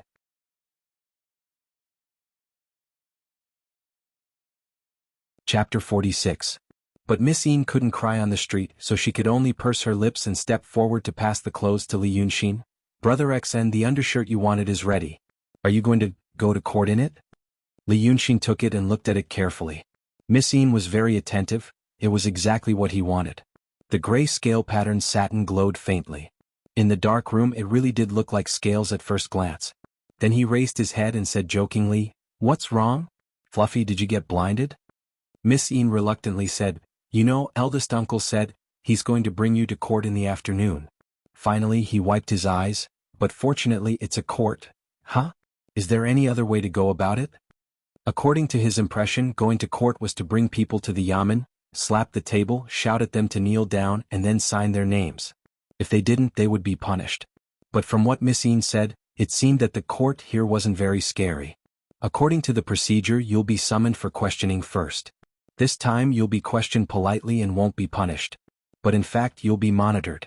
When you go back, yamen runners will be sent to keep an eye on you to prevent you from escaping. After 24 hours you'll be summoned again. At that time it won't be a court but a detention. You may be put in jail. So that's what it is. Miss Yin heard Li Yunxin say this in a low voice. Then she found that the face of her young lover actually showed a relaxed and surprised expression, as if he was very happy to know that court was actually like this. But he still had to be detained. She couldn't figure out what Brother Xian was thinking. She only felt that he was pretending to be relaxed for her to see. Her heart hurt even more. She felt that all the sorrows of the world were concentrated on her. Even the sunshine revealed a sense of desolation. Then she turned around and looked into the shop. A man dressed in black walked out. The constables of the Daqing state were all dressed in black, but the constables had a peacock feather on the left side of their official hats. This was a constable. The newcomer's footsteps were fast, but it was a kind of habitual speed. Mustache, fair skin. He was neither fat nor thin, and his limbs were long and slender. He looked like a good fighter. The constable stood still beside Miss Yin. He narrowed his eyes and sized up Li Yunxin. He was nearsighted. Miss Yin was about to introduce him to Li Yunxin when the latter smiled and cupped his hands in greeting. "Mr. Yin? You must be Mr. Yin. Miss Yin's uncle? Hello." The constable's eyes revealed a hint of surprise. When he first met Li Yunxin, he didn't think that this young man was outstanding except for his beauty and bearing. He was a constable of a mansion, so he had met many more people than his niece. However, he didn't expect the other party to be so calm even after knowing his identity. It was rare. This young man seemed to be quite smart. Things had been going on for so many days, it was impossible for him not to know what was waiting for him. After seeing him, he must have panicked in his heart.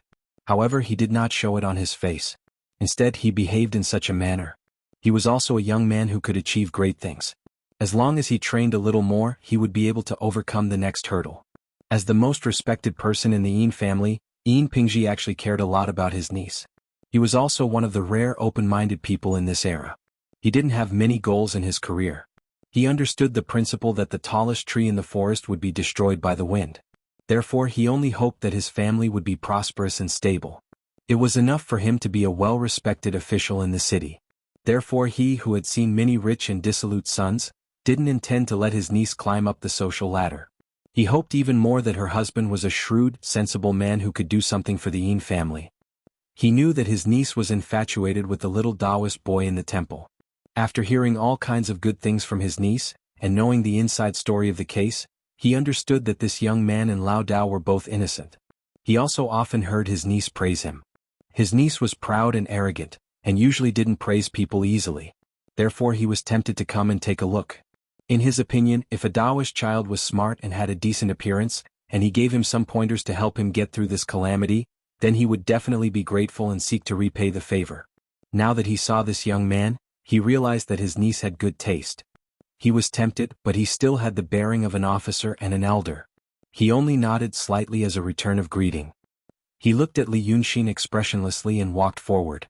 He said, "I don't deserve to be called a teacher. You can follow me. We'll talk as we walk." Li Yunxin looked at Miss Yin.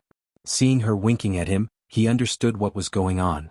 This girl, she was really infatuated with him. She even asked her uncle to teach him.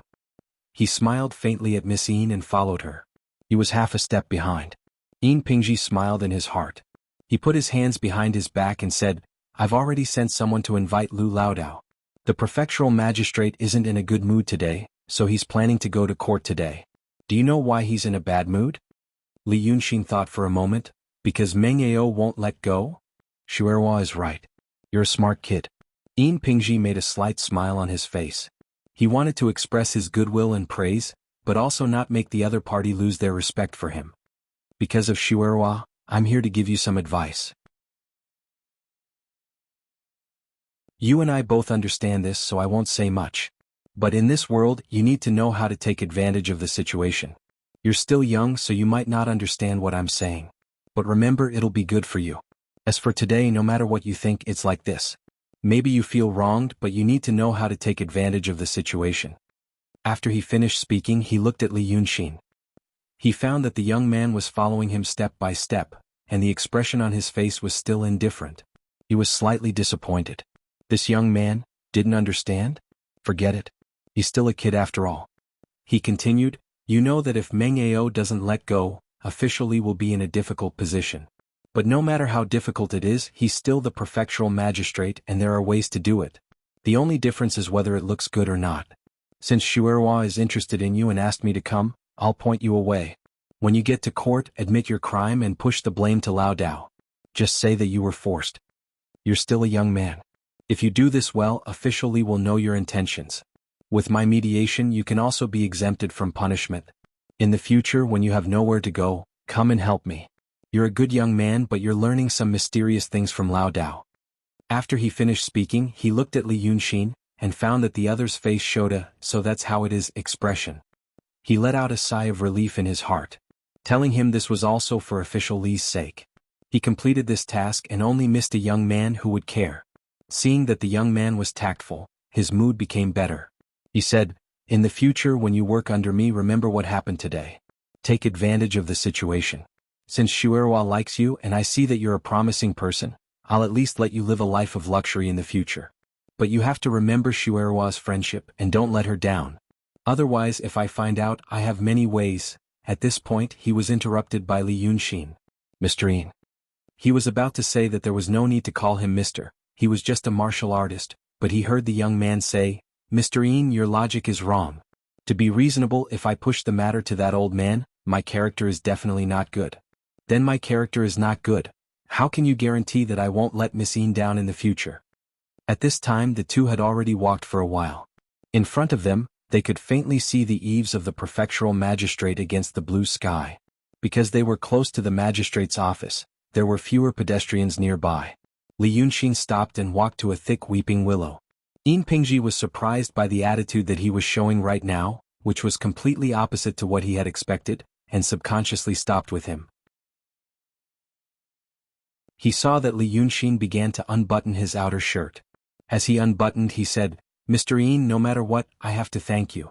Whether you really think from Miss Yin's point of view for her sake, or because you think that I'm indeed a talent, or even if you stand on the prefectural magistrate Li's side and want to save him some trouble, you can also find some credit for yourself. I understand what you said to me.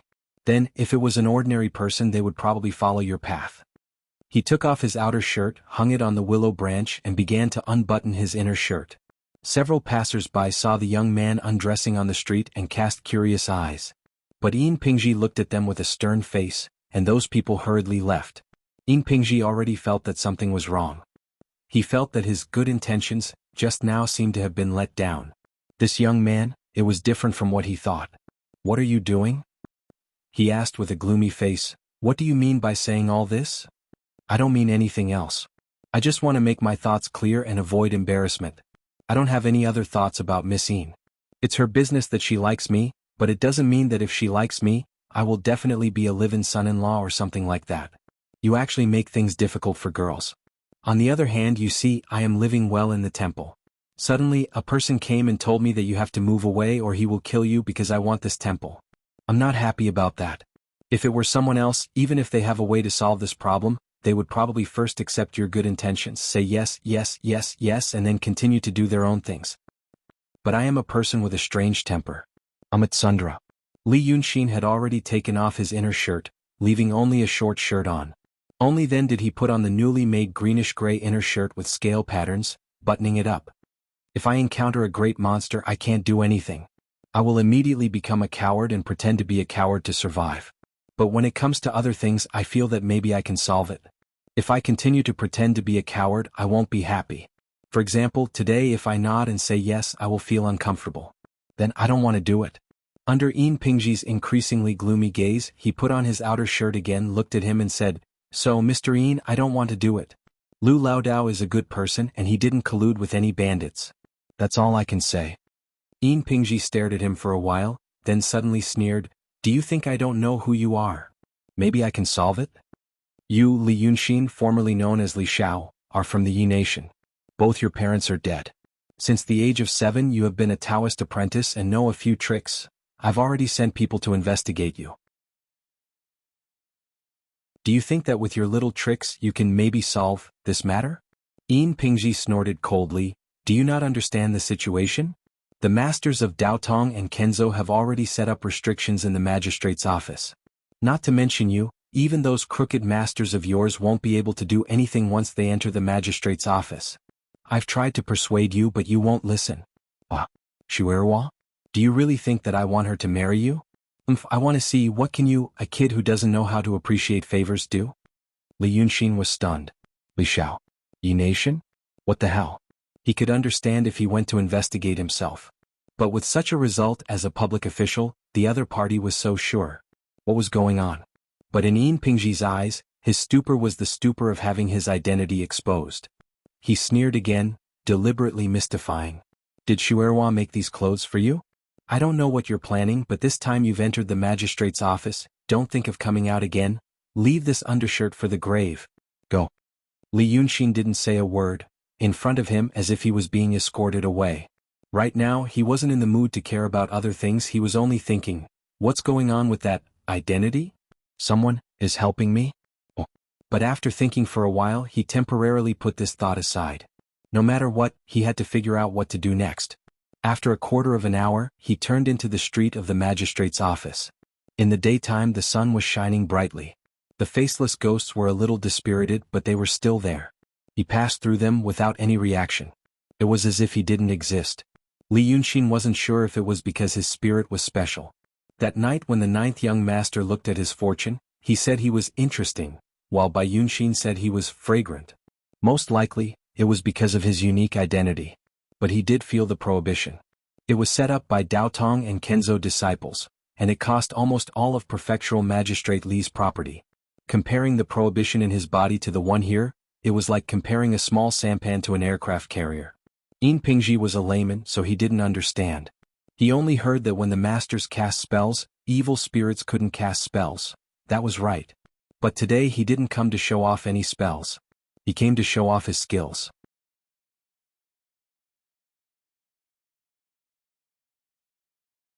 Chapter 47. It was the first time for Li Yunxin to enter the magistrate's office. Fortunately, this magistrate's office did look like a magistrate's office, and there were no accidents that surprised him. Stepping into the high threshold, he saw the front yard. The terrazzo tiles covered the ground without a trace of dust. When he looked up, he could see the main hall with the open door. With his good eyesight, he had already seen the magistrate sitting behind the platform. In the main hall, 2 rows of bailiffs were holding water and fire rods, squinting at the door. Lu Laodao had arrived. Perhaps it was because he felt guilty when he sent someone to invite him. He panicked and wanted to run away, so his outer robe was torn. Right now he was covering the tear with one hand, looking like Shizi holding the heart. But his face was sad and distressed. He lowered his head and secretly glanced at the 2 people next to the magistrate. There were 2 Taoists next to the magistrate. One looked like he was in his 40s, which meant he might be in his 60s. Because cultivators were supposed to look younger than ordinary people. This person was wearing a Taoist robe, which was made of white satin, and he held a horsetail whisk in his hand. The other person seemed to be in his early 20s, wearing a coarse Taoist robe, and his hand was empty. This Taoist robe. Li Yunxin found it familiar. It was the kind of Taoist robe worn by Qi Songzi, Kong Kanzi, and Huainanzi. This person was a swordsman of the Ling Su sword sect. Then the one holding the horsetail whisk was the Taoist of the Shangqing Danding sect. Magistrate Li was scared out of his wits. Li Yunxin had heard about these 2 people from Aze. The Taoist of the Shangqing Danding sect was called Song Yunzi. The Taoist of the Ling Su sword sect was called Pananzi. The 2 people guarded Li Yaoxi for 4 hours a day and the fee was 100 taels. That was a net profit of 100,000 yuan per hour. After glancing at these important people, he looked at the plaintiff opposite Lu Laodao. Oh, the victim here. The Qiao stood by the door and so did Qiao Jiaming. The three people whispered to each other and no one knew what they were talking about. Seeing Li Yunxin come in, Qiao Jiaming gave him a vicious look, pointed at him, and then wiped his neck with his index finger. Crazy. Once he was done, Yin Pingji took a step forward and said in a low voice, "Once you enter the yamen, it will be hard to get out. Think carefully about what you're going to say after seeing this. Don't be stupid." Then he strode through the crowd and walked to the door of the hall. He bowed to Governor Li and said loudly, "Sir, the suspect is here." Li Yaoxi frowned slightly and carefully looked at the people at the door. He sighed imperceptibly and said, "Bring them in." The lecture hall opened. "Those outside guard the door well.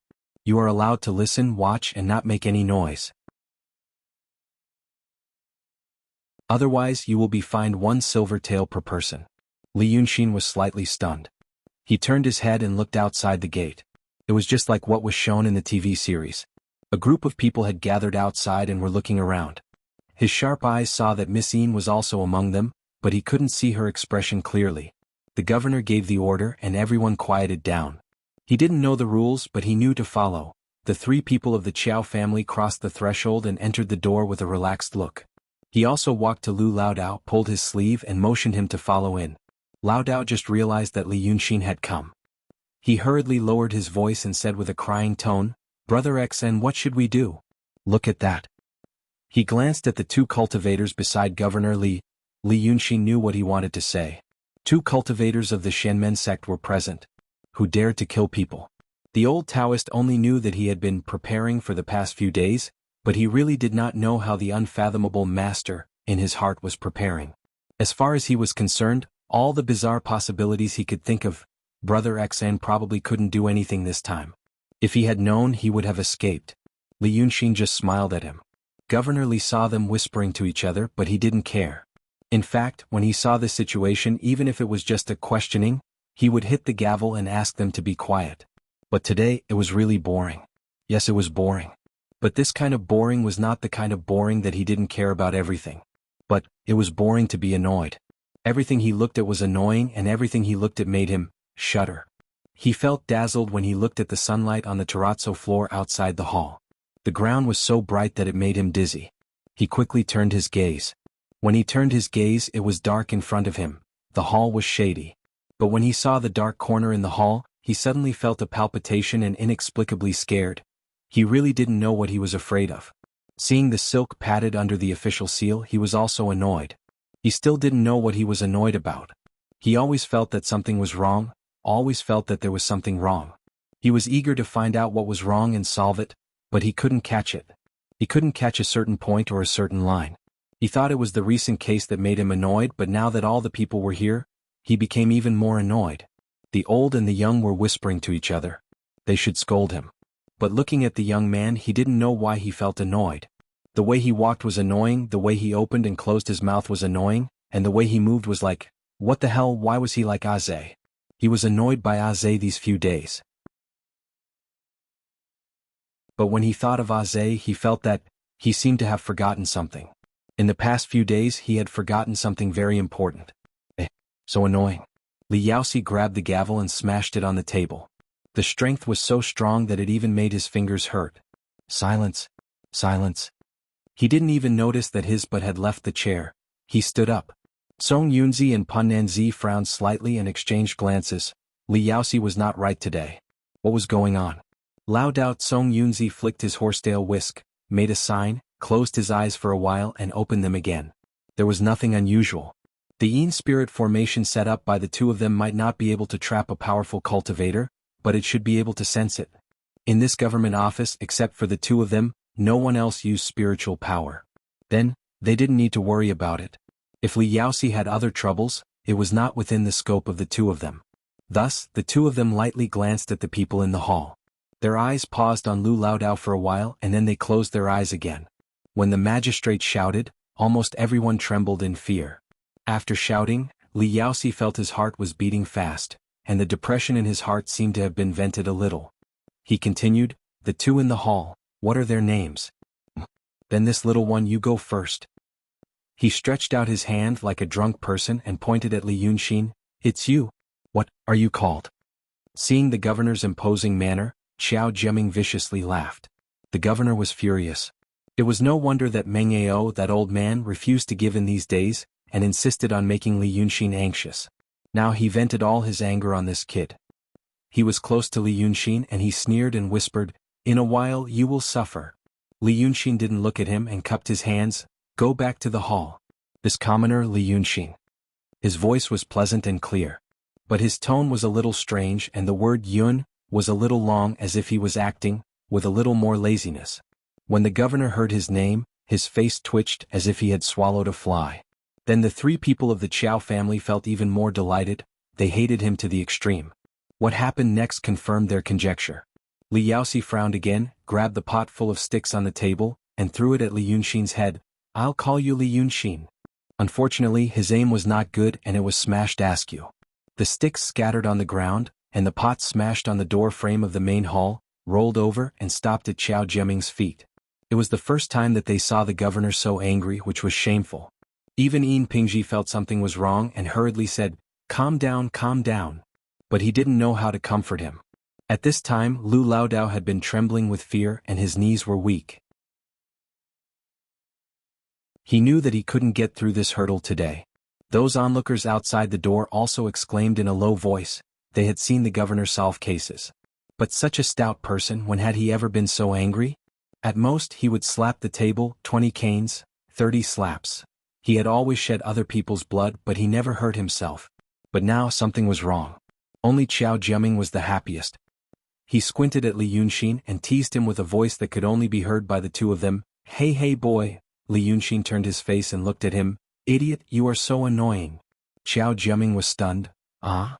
Then he sneered. Oh, you still have a temper? Don't you see His Excellency Li? What's wrong with His Excellency Li? Li Yunxin looked at him and his expression, and suddenly a smile appeared on his face. Do you think that His Excellency is the support of you bastards? How annoying are you? Do you have to keep buzzing in my ear? Xiao Jiaming realized that he never seemed to have an advantage when it came to sharp-tongued. But he knew that there would come a time when he could vent his anger completely. When Lord Li was so angry that he threw the two of them into prison, he could do whatever he wanted to them. So he sneered, just wait, His Excellency Li, but he was interrupted again. Do you believe that I will kill him now? Li Yunxin stared at his eyes, seeming to be very impatient and disgusted. It was a rare opportunity and I wanted to observe more. Why did you stand by my side? I don't have any interest in it now. Xiao Jiaming felt that he had heard it wrong. He was stunned for a while, thinking about what Li Yunxin had said before, and laughed angrily. Are you freaking scared? Kill. He lowered his voice fiercely. You want to kill him in front of me? Little bastard? He said this a little loudly. The two women behind him also heard it. Both Mrs. Qiao and Mrs. Qiao were women. It was the first time for them to go to this kind of court, so they were so scared that they didn't dare to make a sound. Then they saw that Governor Li was furious. Even as the victim, she also felt nervous and didn't dare to speak. But at this moment, they knew that the two of them were quarreling, which didn't stop them from casting a mocking and pitiful look at Li Yunxin. So Li Yunxin sighed. It was like being pestered by a child who asked for candy. While the two of them were whispering, Prefectural Magistrate Li angrily and violently asked about old Taoist Lu's name and past. He closed his eyes for a moment, opened them again, grinned and said in a soft, almost whispering voice, very well. I will kill him in front of you. Without waiting for Xiao Jiaming to speak again, Li Yunxin had already lifted his hem. Inside, a greenish-gray, slightly shiny undershirt with fish scales was revealed. When he lifted his hem, he had already said loudly, His Excellency, this commoner is wronged. Then he stepped forward, cupped his fists and half knelt on the ground. Li Yaoxi's violent interrogation was interrupted by his voice, and he frowned and looked at him. But when he saw Li Yunxin half kneeling, he seemed to be stunned. His expression was frozen on his face, his mouth was slightly open, and his eyelids were blinking quickly, but he couldn't speak. The two cultivators closest to him once again noticed his abnormality. This time it was Pan Nanzi who frowned and formed a seal. But he still did not find anything. Then it was still this person's own problem. Pan Nanzi shook his head. This idiot. As a dignified fifth-rank official, he ended up like this because of a case. However, it was fine as long as it wasn't a problem of evil magic. With the two of them keeping watch, how could a healthy man in his prime be in danger? It seemed like he was overthinking things. Thus he closed his eyes again. She heard Li Yunxin say, "That night, this commoner and my master spent the night with the people from the escort agency. We got along very well. This commoner still remembers that escort Qiao had baked a cake by the fire and asked Miss Qiao, 'Are you satisfied with the taste?' Then Pan Nanzi heard a suppressed and painful moan. It was Li Yaoxi's moaning. He suddenly opened his eyes and found that Li Yaoxi had sat back down on the official chair. Then he widened his eyes and stared at the sky, as if he had seen something incomparably terrifying and terrifying. His throat was gurgling, his face suddenly turned red, and his hands were waving wildly in front of him as if he was trying to dispel something. The two cultivators' eyes lit up at the same time. "The demon is here." With a low grunt, they formed a hand sign together. However, there was nothing. There was still nothing. When the two of them looked at Li Yaoxi in surprise and confusion, the latter's eyes were wide open and he was dead on the chair. There was a deathly silence that lasted for a breath of time. Panicked shouts suddenly broke out in the court. Yin Pingji pulled out the knife from his waist and stood in front of Li Yaoxi's body. He stared at the sky in horror. The bailiffs on both sides were quick to react. They had already yelled and rushed to move Lordly to check his breathing. The slower ones held the water and fire sticks in their hands and looked around, but they didn't know what had happened. What happened? Li Yaoxi, a dignified fifth-rank official, died in this bright, well-surrounded room with two cultivators. He died suddenly. The three people of the Qiao family were also stunned. But their next reaction, they went to see Li Yunxin. They looked at Li Yunxin as if they had seen a ghost. Then they saw the young man calmly stand up from the ground, turn his head and smile at them, revealing his white and neat teeth. "I kill in front of you." Then he stretched out his hand, pointed at the three people in turn and said happily, "You three, none of you can escape." Against such a horrified atmosphere and seeing the smile on his face, they didn't know why the three people felt that this smile was so cruel and evil. Mrs. Qiao finally couldn't help but let out a shrill scream, flew back a few steps and pointed at Li Yunxin. "Ah, it's him. He's using magic. He killed the prefectural magistrate." The shrill female voice made people's ears hurt, and it didn't seem like it was going to stop. The Kenzo cultivator, Pan Nanzi, was annoyed. He looked at the young man she was pointing at and suddenly waved his hand. Mrs. Qiao's body was like a doll as she slammed into the wall, leaving a bloody mark and no longer moving. How could he not be annoyed? How could he not be annoyed? The dignified cultivators of Daotong and Kenzo. Two people. Guarding the prefectural magistrate. Setting up the great evil spirit formation. But now, that monster killed someone in front of their eyes. They didn't know anything and they didn't know what to do. And they had to listen to that stupid woman point at a mortal and say that he killed someone. That was a great humiliation. In that stupid woman's mind, cultivators like her, cultivators who trained hard, couldn't even see through a child's magic? What? The cultivators knew that it was impossible for someone to cast a spell in this formation without being noticed, just like how mortals knew that it was impossible for the sky to become the earth, and the earth to become the sky. But Yin Pingji also heard Mrs. Qiao's words. These words were like a clap of thunder that struck his heart. He looked at Li Yunxin in disbelief and remembered the words that the young man said to him under the willow tree an hour ago. Maybe it can be solved. He sucked in a breath of cold air and looked straight at Li Yunxin's face. And the young man had already supported Lu Laodao and was leaning against the wall like many people in the hall who were panicking. The young man was also looking at him. There was a malicious and mocking smile on his face. He looked at him and then slightly spread out his hands. It seemed like he was saying, "What can you do?" Yin Jiping moved his eyes away with difficulty and looked at Qiao Jiaming, Madame Qiao, who were too scared to make a sound and curled up on the ground, and Madame Qiao's corpse, which was oozing more and more blood. He seemed to get an electric shock and forced himself to look away. He didn't dare to look at Li Yunxin anymore. He couldn't say, if he wanted to live, he couldn't say it, even the two so-called masters didn't notice it. Look at what happened to Mrs. Qiao.